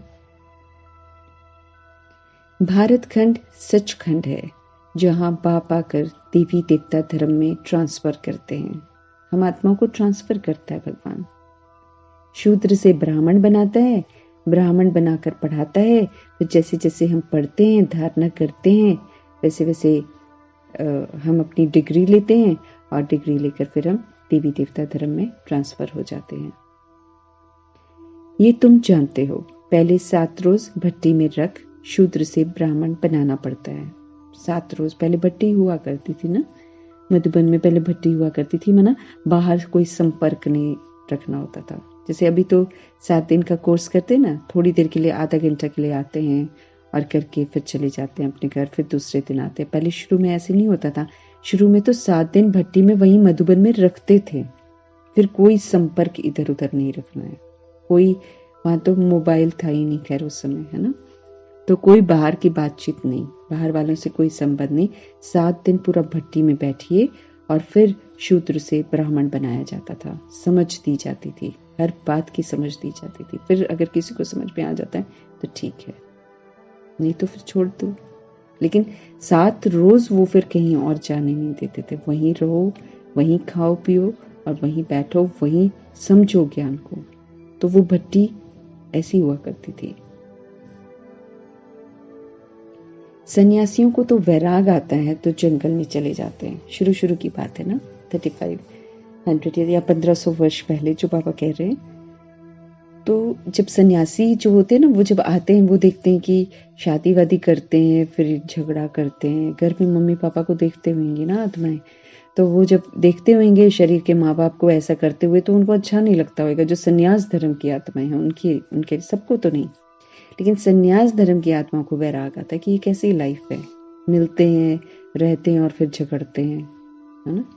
फिर वो घर छोड़कर जंगल में चले जाते हैं। उनको वैराग आता है, उनको पसंद नहीं आती वो जिंदगी। उनका रास्ता ही अलग है, वो घर बार को ही छोड़ देते हैं। उनको कोई तकलीफ नहीं है। हाँ, मनसा में संकल्प आएंगे, मनसा में संकल्प आएंगे। काम विकास से तो छूट जाते हैं, वो तो घर छोड़ देते हैं। वो तो कहते हैं कि स्त्री नरक का द्वार है, कहकर छोड़ देते हैं। वो तो काम विकास से तो छूट ही जाते हैं। बाकी क्रोध तो आता है, सन्यासियों में क्रोध आता है। उनमें भी नंबरवार तो होते हैं ना, कोई उत्तम सन्यासी होता है, कोई मध्यम होता है, कोई कनिष्ठ भी होता है। वो गलत कर्मा भी करते हैं। वो बाहर से बोलेंगे हम विकार के लिए छोड़कर जाते हैं, और फिर वो कितने सन्यासियों के केसेस सामने आते हैं, है ना। बनते हैं सन्यासी, फिर करते हैं उल्टा कर्मा। तो वो कनिष्ठ सन्यासी होते हैं। कोई मध्यम होते हैं, ओके ठीक ठीक, कोई उत्तम होते हैं, कोई फिर जो नियम है उनके सन्यास धर्म के, उनको फिर अच्छी तरह निभाते हैं। लेकिन प्रॉब्लम ये है कि ये लोग लेते तो पैसा उन्हीं से हैं जो गृहस्थी हैं, इसलिए इन पर प्रभाव पड़ जाता है। तो अपनी अपनी अवस्था के ऊपर है। किसी की अवस्था थोड़ी ज्यादा अच्छी होती है तो वो उत्तम होते हैं, किसी की मध्यम होती है तो कोई कनिष्ठ भी होते हैं, कोई तो एकदम डर्टी भी होते हैं, गंदे गंदे काम करते हैं, है ना, पकड़े जाते हैं फिर। और अब तो कलयुग का समय, अब तो वैसे ही दृष्टि वृत्ति गंदी होती है, क्योंकि कथाएं भी सुना रहे होते तो मुस्कुरा रहे होते, सबको देख रहे होते हैं ना। तो दृष्टि वृत्ति तो अब गंदी है ही, क्योंकि खा ही रहे हैं ना उनके हाथ का। तो जैसा अन्न फिर वैसा मन तो होता ही है। तो सारे एक दूसरे से बंध ही जाते हैं। इसीलिए उनको फिर जब शरीर छोड़ते हैं तो फिर विकारों से ही पैदा होते हैं, क्योंकि विकारियों के हाथ का खाते हैं, कार्मिक अकाउंट बनता जाता है, और फिर कार्मिक अकाउंट बनता जाता है तो फिर वैसे ही होते हैं। अब देखो, जब हम भगवान के बच्चे बनते हैं तो फिर भगवान हम आत्माओं को समझाते हैं कि किसी के हाथ का नहीं खाना। वैष्णव अगर तुमने बनना है, अगर तुमने विष्णुपुरी में जाना है, तो इन चीजों की परहेज तो तुमको करनी पड़ेगी। क्योंकि इस समय ज्ञान तमो रूप में है, क्योंकि आत्माएं इस समय ज्ञान को तमो बुद्धि से समझ रही हैं, इसलिए ज्ञान तमो हो गया। ज्ञान तो वही है, लेकिन उसको समझते तमो तरीके से हैं। तो उसमें क्या करते हैं, जो बातें असली बाबा बोले जा रहा है कि जिसको धारण करना है, उसको ध्यान नहीं देते हैं। लेकिन उसमें जो कुछ और बात कहता है, लेकिन उसमें भी समझा नहीं देता है कि याद में रहो, सिखाओ पियो मौज करो, ऐसा बोलता है, क्योंकि जानता है कुछ आत्माएं ऐसी हैं, खाने वाले ब्राह्मण भी हैं यहाँ पर। उन खाने वाले ब्राह्मणों को बाबा बोलते हैं कि खाओ पियो मौज करो, लेकिन याद में करो। वो लेकिन याद में करो उसको हटा देते हैं, खाओ पियो मौज करो को देखते हैं और कहते हैं चलो जी मस्ती मारो। इसलिए सब खा सकते हैं, सब खा सकते हैं। तो कैसे समझा उन्होंने?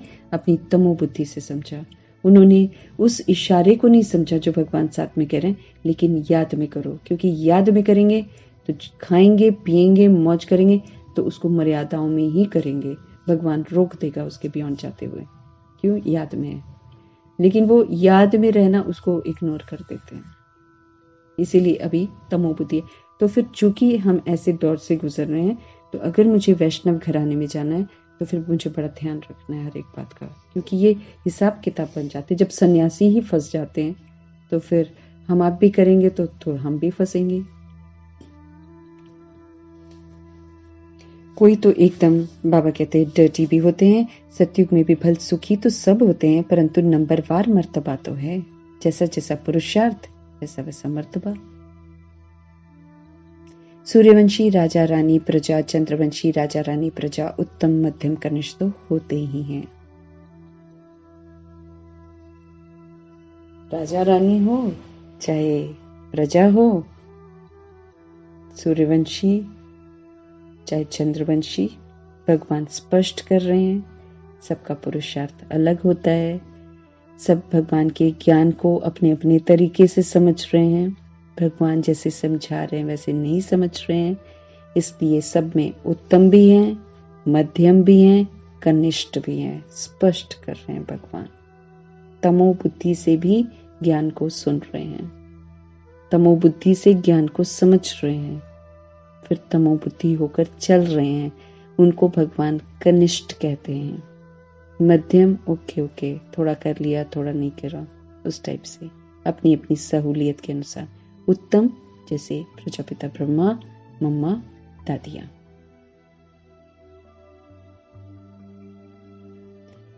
तो चंद्रवंशी सूर्यवंशी में भी ये लेवल्स हैं, इसलिए हमें कितना ध्यान देना है, क्योंकि किसका पुरुषार्थ कैसा चल रहा है। और बाबा ने तो उस दिन बोला था बीके सुबह सो रहे होते हैं अमृत वेले। कोई अमृत वेले सो रहा है और हम उसके हाथ का खाएंगे, हम भी अमृत वेले में सो ही रहे होंगे, ये तो तय है। जिसकी जैसी अवस्था, हमें क्या मालूम अंदर से कौन कैसा है। इसलिए भगवान हर चीज का वजह बताता है। अगर मना करता है ना तो वजह बताता है क्यों मना करता है वो। तो ज्ञान मार्ग में योग मार्ग है ये। यहाँ पर तो शुरू में बाबा कहता था, जब कम बच्चे हुआ करते थे तब तो बाबा कहता था बैठते भी हो तो देखो कि साथ में जैसे पालती मार के बैठे तो नी को टच ना करे ना, जैसे आसपास बैठे टच नहीं होना चाहिए। अगला बगल वाला, आप अभी भी देखो, अब जब कभी हम बैठे होते हैं तो बगल में कोई सो रहा होता है ना, उसका इफेक्ट वाइब्स इतना जबरदस्त आता है, योग में बैठे आपको भी नींद आएगी। आसपास जो सोने वाली आत्माएं होती हैं।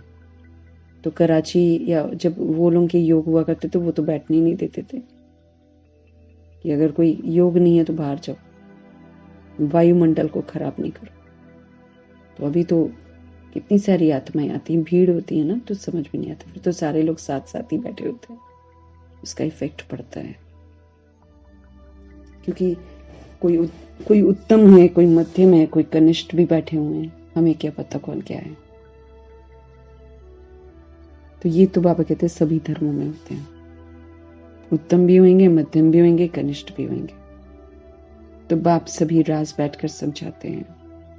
इस मार्ग में डिफिकल्टी बहुत है, संन्यास मार्ग में इतनी नहीं है, क्योंकि यहाँ पर धारणाएं हैं, बाकी सब में धारणाएं नहीं है। यहाँ डिफिकल्टी इसलिए क्योंकि बुराइयों को मारना है, जो बुराइयां मेरे अंदर में घुसी हुई हैं, देह भान, देह अभिमान, विकार, बुराइयां, इसको मारना है, इसको खत्म करना है, जड़ से खत्म करना है। इसलिए भगवान कहते हैं यहाँ पर डिफिकल्टी है। लेकिन प्रारब्ध भी तो फिर जबरदस्त है, सुख भी जबरदस्त है। भगवान की शिक्षाओं में सुख ही सुख है, करके देखेंगे तो बहुत सुख अनुभव करेंगे।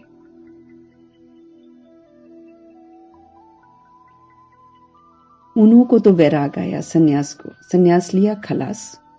कोई कोई फेल होते हैं, बाकी जो पक्के होते हैं उन्हों का वापस आना मुश्किल है। कोई तो सन्यास लेकर फिर आकर्षण होता है, फिर वापस भी आ जाते हैं। कितनी बड़ी बेइज्जती है, वापस आ जाते हैं, फेल हो जाते हैं। बाकी जो पक्के होते हैं उन्हों का वापस आना मुश्किल है। यहाँ तो ये है, गृहस्थ व्यवहार में रहते पवित्र ना। भगवान तो हमें कहते घर बार छोड़ो ही मत, लेकिन घर में रहते हुए पवित्र रहकर दिखाओ, सत्य स्वरूप रहकर दिखाओ। बाप समझाते हैं बहादुर वह जो दोनों इकट्ठे रहो और बीच में ज्ञान और योग की तलवार हो, वो बहादुर है। उसके लिए ये नहीं, कई लोग पता है इसको भी कनिष्ठ तरीके से समझते हैं। जब आप समझाते हैं ना, बहादुर वो जो दोनों इकट्ठे रहो और बीच में ज्ञान योग की तलवार हो, इसको भी मिसयूज करते हैं कनिष्ठ। अब इसी को बोलेंगे अच्छा हम बहादुर रहेंगे, हम शादी कर लेते हैं, और उसको फिर क्या बोलेंगे, गंधर्वी विवाह। बड़ा जाल है इस समय, एंड का टाइम है ना, माया जाल है ये। क्योंकि आत्माएं तो सत्य बोल ही नहीं रही हैं, झूठ बोल रही हैं एक दूसरे को। और फिर जब ये तो जो गृहस्थ में ऑलरेडी पहले से घुसे हुए हैं, अब जो कुमार कुमारियां, उनको तो भगवान मना करता है कि उल्टी सीढ़ी बिल्कुल मत चढ़ना। लेकिन ये उल्टी सीढ़ी को ऐसे भगवान के महावाक्यों को चेंज कर लेते हैं। कनिष्ठ आत्माएं जो होती हैं वो करती हैं ऐसे, इसको चेंज कर देंगी, इसको प्रूव कर देंगी, और इसको प्रूव करके फिर गलत कर्मा करेंगी और बोलेंगी कि भगवान ने तो ऐसे ही बोला है। इकट्ठे दो बहादुर बनो, दोनों इकट्ठे रहो और बीच में ज्ञानियों की तलवार हो, ऐसे बोलेंगे। हाँ, कनिष्ठ आत्माएं बोल रही हैं आजकल।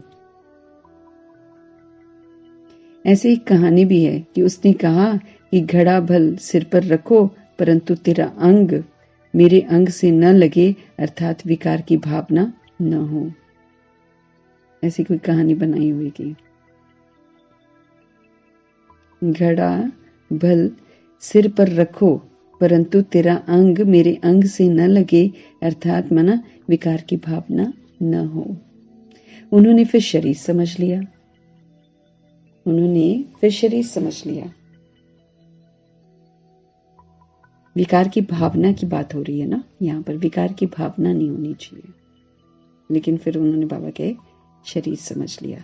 बात सारी विकार की है, अर्थात मना भगवान कहते विकार में नहीं जाना, मना काम विकार में नहीं जाना। ठीक है ना, काम अग्नि में जलना नहीं है।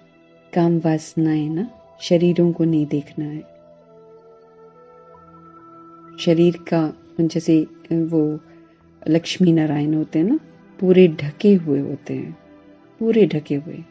यहाँ पे थोड़ी विडंबना है कि पुरुष को पूरा ढक देते हैं अच्छी तरह, और स्त्री के लिए छोटे छोटे कपड़े बना लेते हैं। तो ये आज का कलयुग का रीति रिवाज है। लेकिन भगवान समझ दे रहे हैं कि कभी भी शरीर को दिखाना नहीं है, शरीर को ढका हुआ रखना है। काम अग्नि में जलना नहीं है। बड़ी मंजिल है तो प्राप्ति भी फिर यहाँ बहुत बड़ी है। अगर मंजिल बड़ी है तो उसकी प्रारब्ध भी तो जबरदस्त है। सन्यासी पवित्र बनते हैं तो उन्हों को भी कितनी प्राप्ति होती है। बड़े बड़े महामंडलेश्वर बन बैठे हैं, महलों में रहते हैं, महलों में रहते हैं। और हमारे ब्रह्मा बाबा कुटिया में रहकर दिखाया, सच्चा सन्यासी बनकर दिखाया। ये सन्यास होता क्या है, उसका सबूत जो है वो ब्रह्मा ने दिया, उसको बोलते हैं सन्यास, सच्चा सन्यास।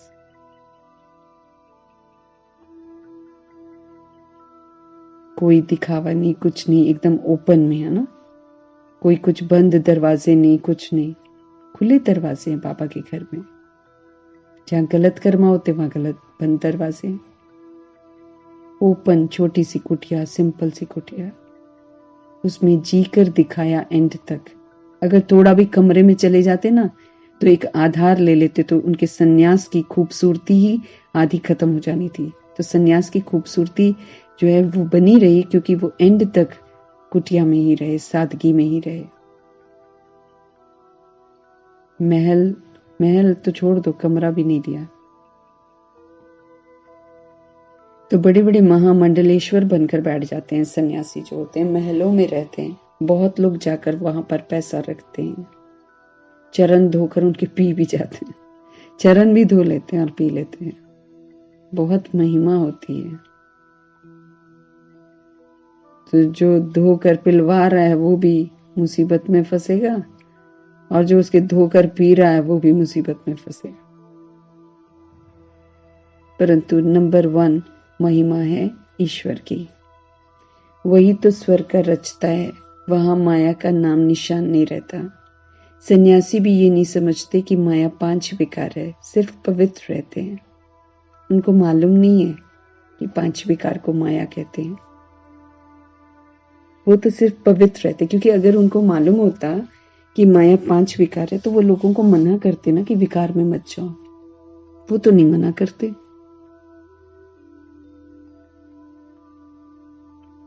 वो तो नहीं मना करते। वो तो शादियां भी करवाते हैं, वो तो बच्चे भी हो जाएं उसके भी उपाय बताते हैं। तो सन्यासी भी ये नहीं समझते कि माया 5 विकार हैं, सिर्फ पवित्र रहते हैं। उन्हों का ड्रामा में यही पार्ट है। उन्हों का है ही हठ योग संन्यास, डिफिकल्टी वाला संन्यास करते हैं वो। तुम्हारा है राजयोग संन्यास। भगवान कहते हैं राजा बनो, कर्मेंद्रियों का राजा बनो, शरीर रूपी राजधानी का राजा बनो। परमात्मा कहते हैं मुझ परमपिता परमात्मा से तुम योग लगाओ और फिर श्रीमद् प्रमाण कर्मेंद्रियों को चलाओ, सिविल बनाओ। ऐसा वाला संन्यास सिखाते हैं भगवान। देह की भान को खत्म कर दो, भगवान कहते हैं। वे राजयोग तो सिखला न सके, वो है शंकराचार्य, ये है शिवाचार्य। वो है शंकराचार्य और ये है शिवाचार्य। तुम भी परिचय देते हो, हमको भगवान आकर पढ़ाते हैं। वह तो जरूर स्वर्ग का मालिक बनाएगा ना, नर्क का थोड़ी बनाएगा भगवान मालिक। वो रचता ही स्वर्ग का है भगवान। भगवान तो रचता ही स्वर्ग है। तो गृहस्थ में रहकर भगवान कहते पवित्र रहना है, इसमें ही तो मेहनत है। गृहस्थ में रहकर पवित्र रहना भगवान कहते हैं, इसमें ही तो मेहनत है। कन्याओं को शादी बगैर रहने नहीं देते हैं। वो तो पैदा हुई तो पैसा जमा शुरू हो जाता है, पैदा होते ही जमा करते हैं पैसा। क्या, किस लिए? इसके हाथ पीले करने हैं। कन्याओं को शादी बगैर रहने ही नहीं देते, इंतजाम करते हैं पूरा। पहले पूरा विकार से बचाते हैं, बड़ा ध्यान रखते हैं कि कहीं कोई इसको देखे ना, पूरा बचा बचा के रखते हैं। अब तो नहीं, अब तो दिखाते हैं, अब तो कन्याओं को दिखाते कि और फैशन करो। लेकिन एक जमाना हुआ करता था कि बचाते थे, है ना, तो और फिर खुद ही शादी कराते हैं, फिर बाद में उसी चीज के लिए शादी करा देते। तो कन्याओं को शादी बगैर तो रहने नहीं देते हैं, रख नहीं सकते हैं, अपने घर में नहीं रखते हैं। बताओ समाज क्या कहेगा। बाबा कहे शुरू की बात है, आगे विकार के लिए शादी करते थे, अब विकारी शादी कैंसिल कर ज्ञान चिता पर बैठ पवित्र जोड़ा बनते हैं, है ना। पहले विकार के लिए शादी करते थे, जो भगवान के जो ज्ञान मार्ग में चलते हैं उनकी बात कर रहे हैं भगवान, कि पहले तो विकार के लिए शादी करते थे, अब विकारी शादी कैंसिल कर ज्ञान चिता पर बैठ पवित्र जोड़ा बनते हैं। तो अपनी जांच करनी होती है कि माया कहाँ चलायमान तो नहीं करती है, चेक करना है कहीं माया हमें गलत राह में तो नहीं ले जाती है, चलायमान तो नहीं करती है। मन में तूफान तो नहीं आते हैं, भल मन में संकल्प आते हों, लेकिन कर्मेंद्रियों से विक्रम कभी नहीं करना। अब भगवान के रास्ते पर चलते हैं ना, तो जो 63 जन्मों के गंदे गंदे संस्कार होते हैं, अब वापसी में जा रही हूं सत्युग की ओर, तो वो जो कर रखे हैं पहले से बुद्धि में, वो चलायमान होते हैं, वो चंचलता लाते हैं, वो तूफान बनकर आते हैं, क्योंकि मैं छोड़ रही हूँ ना गंदी चीजों को। तो गंदी चीजों को छोड़ रही हूँ तो गंदी चीजों के संकल्प आएंगे। बाबा कहते, पहले ही बताते बाबा कहते कि मन में संकल्प आएंगे, लेकिन कर्म इंद्रियों से कभी भी गलत कर्म मत करना, इस बात का ध्यान रखना, क्योंकि कर्म में आ गया तो भगवान कहते फिर वो विकर्म बन जाएगा, पाप कर्म बन जाएगा।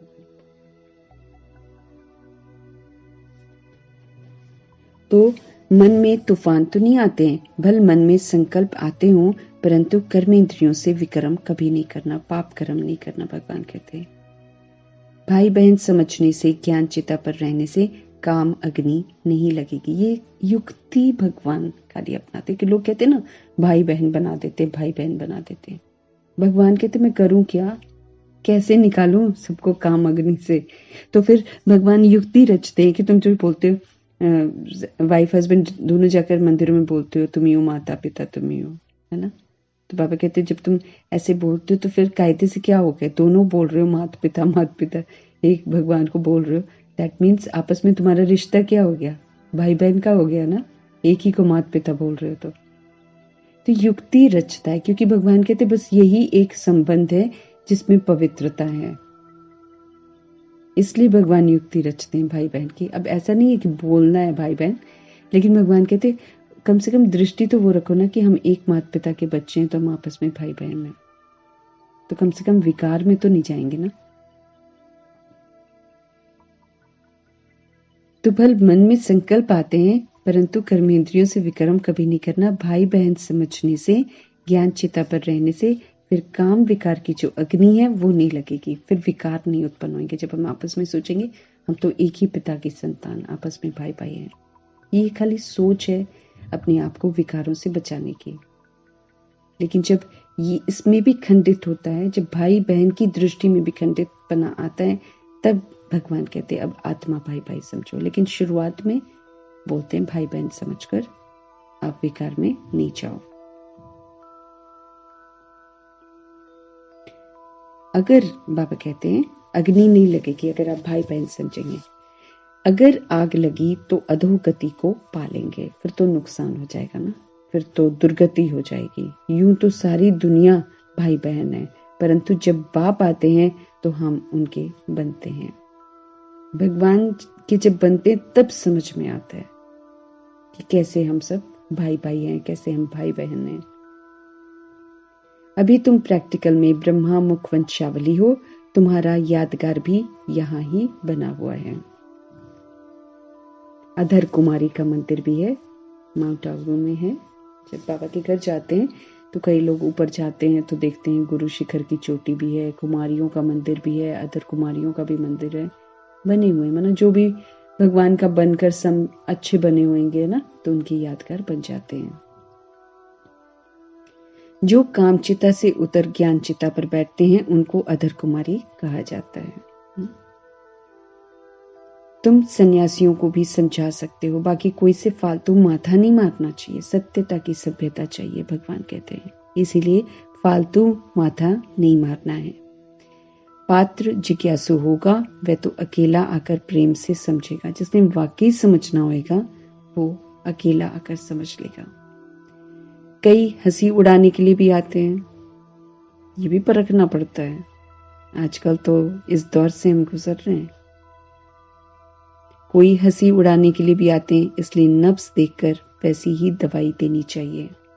बाप ने कहा है पात्र को दान देना है, सभी को नहीं देते चले जाना है ना, बेअदबी होती है बहुत जगह।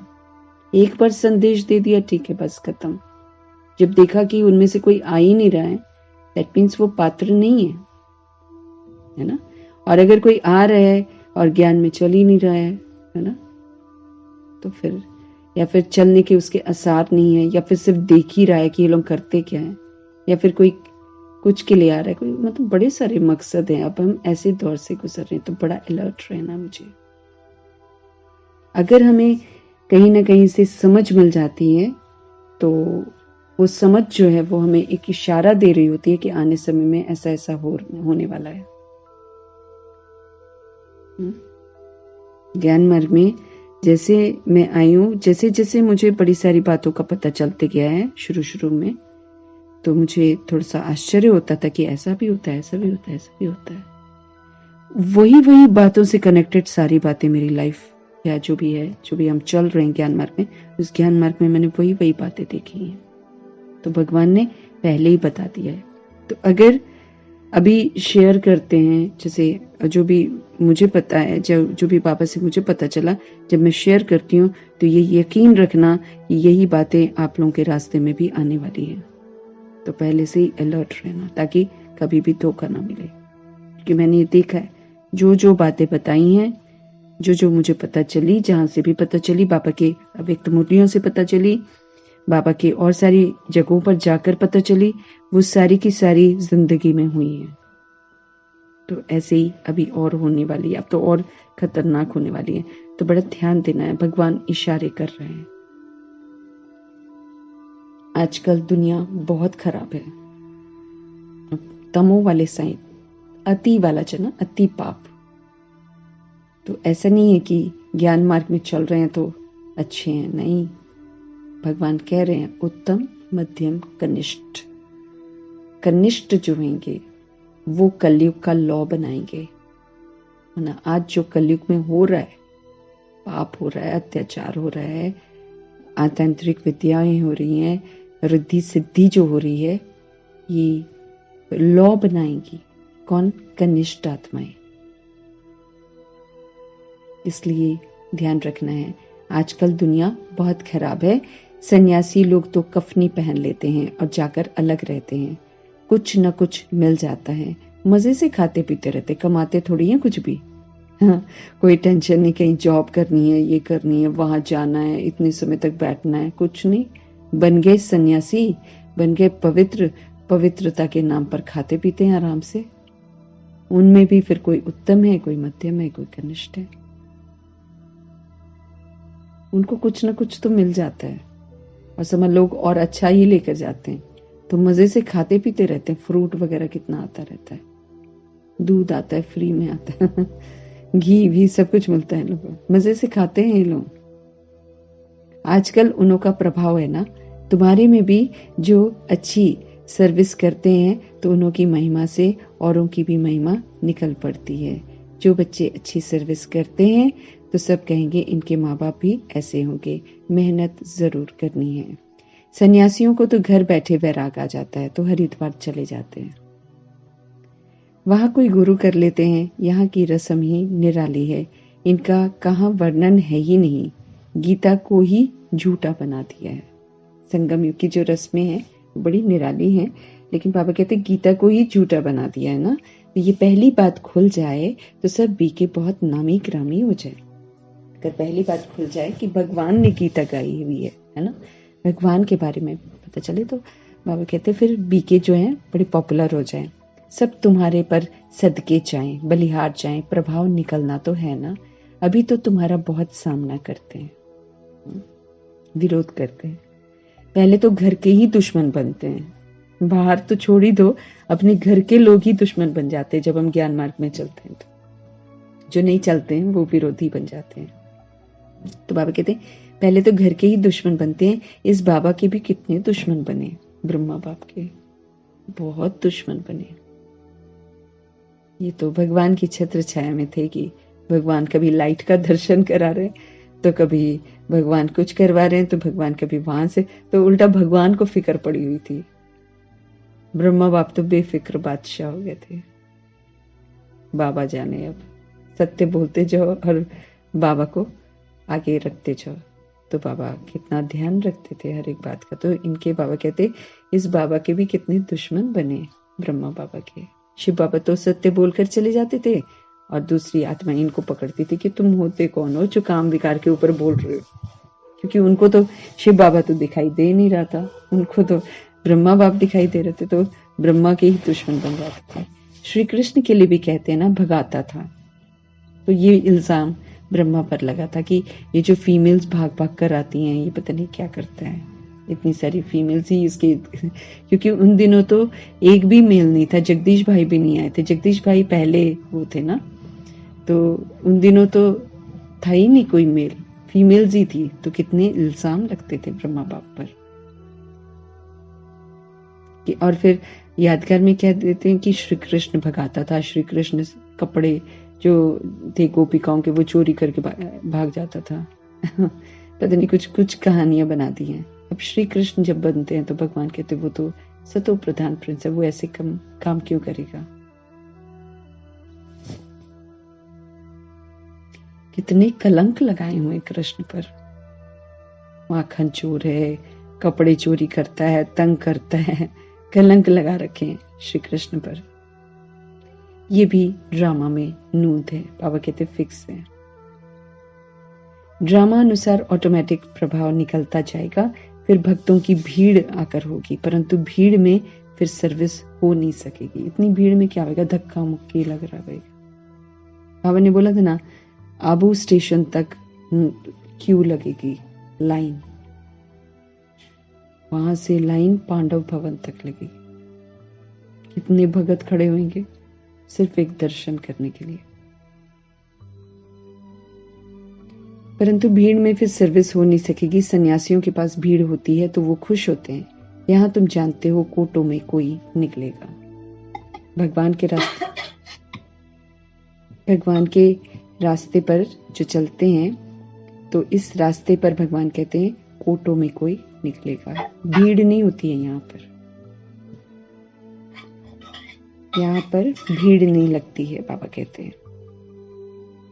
लेकिन जब एंड में आएंगे तो वो भगत आत्माएं होंगी ना, वो तो दर्शन के लिए आएंगे, तो तब तो फिर पाठ संपन्न हो जाएगा ना। तो सन्यासियों के पास भीड़ होती है तो वो खुश होते हैं। यहाँ तुम जानते हो कोटों में कोई निकलेगा। सन्यासी तो यही सोचेंगे कि इनसे कोई निकलेंगे जो पैसे देंगे।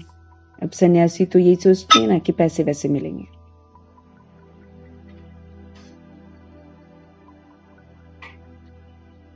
तुम्हारा ख्याल चलता है कि इनसे कोई निकले जो बच्चा बन वर्षा लेवे, लेकिन हम लोग क्या सोचते हैं कि कोई भगवान का बच्चा बन जाए और भगवान का बच्चा बनकर वर्षा लेवे। तो कितना फर्क है ना। दुनिया वाले पैसा सोचते हैं और जो भगवान के बच्चे वो सोचते हैं कि भगवान का वारिस बन जाए। तो कितना फर्क है। तुम भाषण करते हो तो जो अपने बच्चे और धर्मों में कन्वर्ट हो गए हैं वो निकलेंगे। कोई आर्य समाज से, कोई कहां से निकल आते हैं।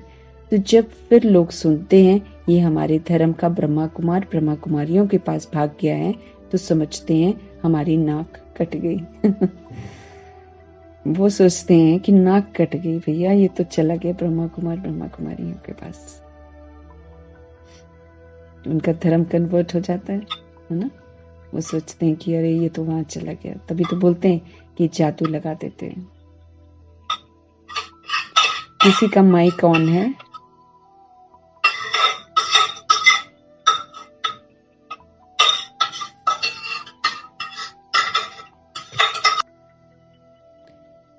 तो बाप दादा बता रहे हैं कि जब फिर लोग सुनते हैं कि हमारे धर्म का था और ब्रह्मा कुमारियों के पास भाग गया तो समझते हैं कि हमारी तो नाक कट गई। इसमें समझाने की बड़ी युक्ति चाहिए, भगवान कहते हैं। समझाना चाहिए ना फिर कि नाक कटी नहीं है आपकी, उल्टा और आप बच गए हो। तो इसमें समझाने की बड़ी युक्ति चाहिए। पहले तो बाप का परिचय देना है। भल कोई लिख कर भी देते हैं, बरोबर से बाबा पढ़ाते, परंतु उसमें खुश नहीं होना है। भगवान कहते हैं निश्चय बिल्कुल नहीं बैठा है। भगवान कहते हैं बहुत बार ऐसे होता था, है ना। बाबा बोलते हैं कि बच्चे बोलते हैं हमने उसको समझाया, खुश होते रहते हैं। तो ब्रह्मा बाबा बोलते थे इनमें से किसी ने नहीं समझा, क्योंकि उनको मालूम है कुछ ना समझे।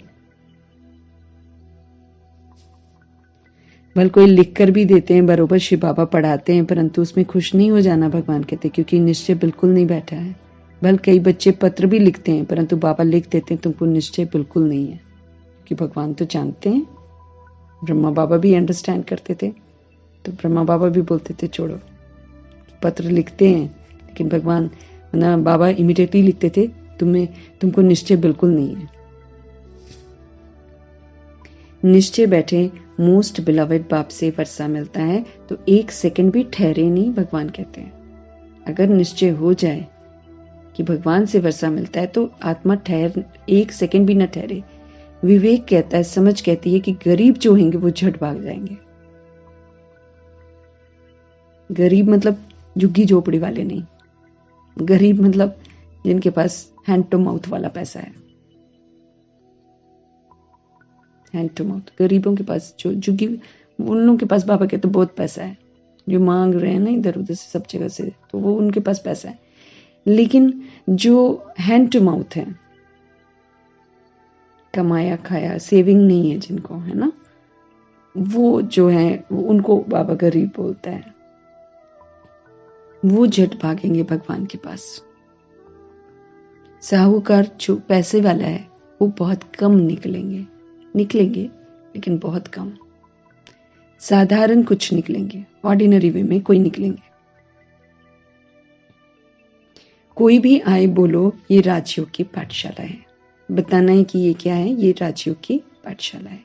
जैसे डॉक्टरी योग वैसे ये राजयोग है, जिससे राजाओं का राजा बनना है। हमारा एम ऑब्जेक्ट है ही मनुष्य से देवता बनना। अच्छा, बाप दादा का आजकल थोड़ा नए नए स्टाइल से भगवान नमस्ते कर रहे हैं। बाप दादा का मीठे मीठे सिकिलते बच्चों प्रति नंबरवार, माना जैसा पुरुषार्थ, नंबरवार पुरुषार्थ अनुसार याद प्यार, जैसा पुरुषार्थ वैसा प्यार। सबको एक जैसा प्यार नहीं दे रहा, क्योंकि जैसा कर रहे हैं उतना ही प्यार दे रहा है। दिल पर वो चढ़ते हैं, भगवान कहते हैं, जो पुरुषार्थ कर बाप समान बनाते हैं। हमें बाप समान बनाना है ना, हमें आप समान नहीं बनाना, क्योंकि हमारी अवस्थाएं अलग अलग होती हैं। दिल पर वो चढ़ते हैं जो पुरुषार्थ कर बाप समान बनाते हैं। बाकी बाप सभी को प्यार तो करेंगे ही, लेकिन दिल पर, है ना, दिल तख्त पर जो बैठते हैं भगवान के, वो तो फिर अलग ही होंगे ना थोड़े से। प्यार सबको करता है। अच्छा, रूहानी बाप की रूहानी बच्चों को नमस्ते, तो हम रूहानी बच्चों की भी रूहानी बाप को नमस्ते। वो मीठे मीठे से खिलते बच्चों को, है ना, संबोधित तो करता है सबको मीठे मीठे से खिलते, लेकिन नंबरवार पुरुषार्थ अनुसार याद प्यार दे रहे हैं। नंबरवार, जैसा पुरुषार्थ वैसा याद प्यार। दिल पर कौन चढ़ेगा? जो भगवान को न, जो लोगों को पुरुषार्थ कर आप बाप समान बनाता है। और प्यार तो चलो जनरल में तो सभी से करते हैं भगवान, और फिर रूहानी बाप जो है रूहानी बच्चों को नमस्ते करते हैं। धीरे धीरे चेंज हो रहे हैं ना बाबा।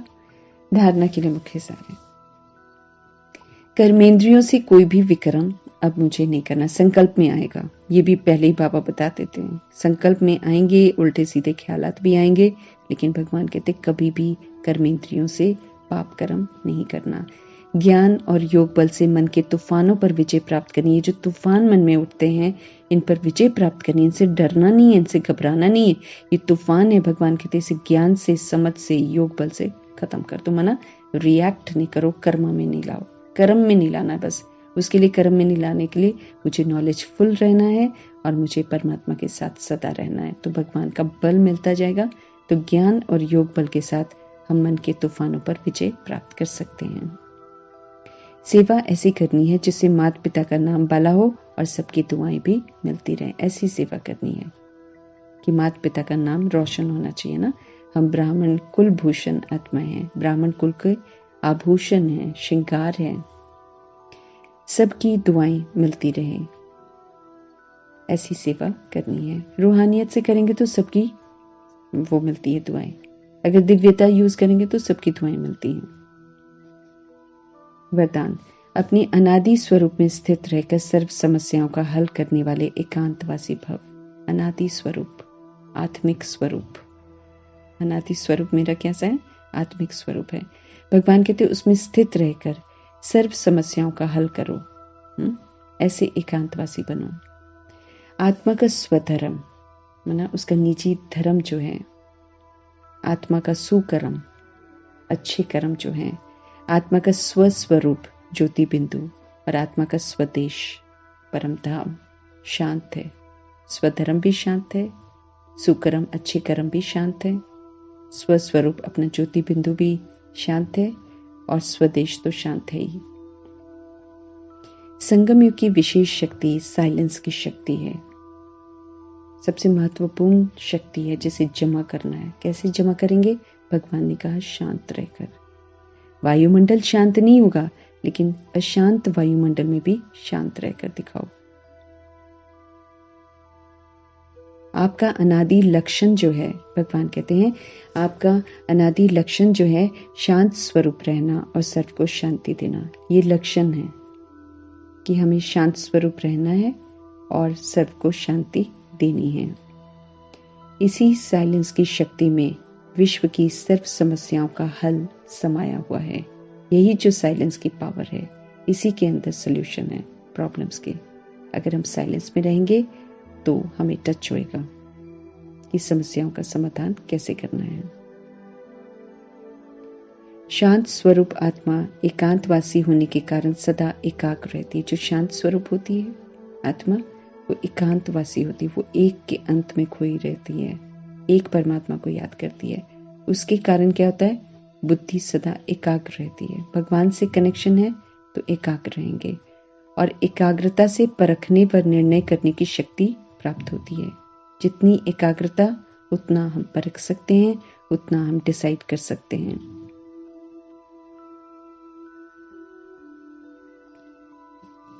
शांत स्वरूप आत्मा एकांतवासी होने के कारण सदा एकाग्र रहती है, और एकाग्रता से फिर क्या होता है, परखने की शक्ति आती है, निर्णय करने की शक्ति प्राप्त होती है, जो व्यवहार को व परमार्थ को दोनों की सर्व समस्याओं को सहज समाधान कर देती है। व्यवहार करते हैं उसमें भी समाधान करती है, और मतलब जनरल में जो व्यवहार करते हैं, और परमार्थ पर चलते हैं, माना परमात्मा की राह पर चलते हैं, तब भी सर्व समस्याओं का सहज समाधान हो जाता है। तो अनादि स्वरूप मतलब आत्मिक स्वरूप में स्थित रहना है समझ से। तो भगवान कहते आपको सारे समस्याओं का हल मिल जाएगा। अनादि स्वरूप जो है भगवान समझ देते हैं कि वो शांत स्वरूप है। शांति साइलेंस शक्ति है। इस साइलेंस पावर को भगवान कहते हैं यूज करो। विश्व की सर्व समस्याएं जो हैं फिर हल हो जाएंगी, चाहे वो लौकिक से रिलेटेड हो चाहे अलौकिक से रिलेटेड हो, सारी समस्याओं का समाधान हो जाता है। शांत स्वरूप आत्मा एकांतवासी होने के कारण सदा एकाग्र रहती है, और एकाग्रता से फिर क्या होता है, परखने की शक्ति आ जाती है, निर्णय करने की शक्ति प्राप्त होती है, जो व्यवहार में भी और परमार्थ में भी दोनों की सर्व समस्याओं को सहज सॉल्व कर देती है, समाधान कर देती है। तो साइलेंस पावर को यूज करना है, और वो कब आएगी, जब हम आत्मिक स्थिति में रहने का अटेंशन रखेंगे। स्लोगन है, अपनी दृष्टि को, अपनी वृत्ति को, अपनी स्मृति की शक्ति से शांति का अनुभव कराना ही महादानी बनना है। बाबा कहे अपनी दृष्टि, अपनी वृत्ति, अपनी स्मृति, देखना, अपना नजरिया, अपनी अवेयरनेस, जागरूकता, ये पावर है, ये पावर है। स्मृति की शक्ति से भगवान कहते हैं शांति का अनुभव कराओ। दृष्टि से कराओ, अपनी वृत्ति थॉट प्रोसेस से भी कराओ, नजरिया जो भी थॉट प्रोसेस है उससे भी करवाओ, और स्मृति जागरूक अवस्था से भी करवाओ। तो वृत्ति और स्मृति की पावर से शांति का अनुभव कराना ही महादानी बनना है। तो जो शांति का अनुभव कराते हैं वही फिर महादानी बनते हैं, या फिर महादानी का टाइटल भगवान से प्राप्त करते हैं। दृष्टि से, वृत्ति से, स्मृति की शक्ति से, ये पावर है, ये तीनों चीजें पावर हैं अगर आत्मिक स्थिति में है तो। भगवान कहते हैं इससे शांति का अनुभव कराना है सभी को, उसको भगवान महादानी बोलते, क्योंकि अंत में आत्मा को शांति की अनुभूति चाहिए। जल रही होंगी ना, शांति, शीतलता, शक्ति, उसके लिए भगवान हम आत्मा को तैयार कर रहा है, संपन्न बना रहा है, क्योंकि सबको देना पड़ेगा, अनुभव सबको कराना पड़ेगा। वो अनुभव ही समझ पाएंगे, उनमें उतनी क्षमता नहीं होगी और बातें सुनने की। तो हम पहले अनुभव करेंगे तब तो दूसरे को भी अनुभव करा सकेंगे। इसीलिए अनुभव करना बहुत जरूरी है। हर एक चीज को पूरा जो नॉलेज ही है उस नॉलेज को अनुभव करना, मतलब उसको इम्प्लीमेंट करना, जीवन में यूज़ करना, और फिर उसकी जो प्रारब्ध मिलती है उसको अनुभव कर लेना। एक बार अनुभव कर लेंगे तो बार बार करने का मन करेगा, फिर अवस्था जो है वो हमारी अच्छी हो जाएगी। अच्छा, ओम शांति।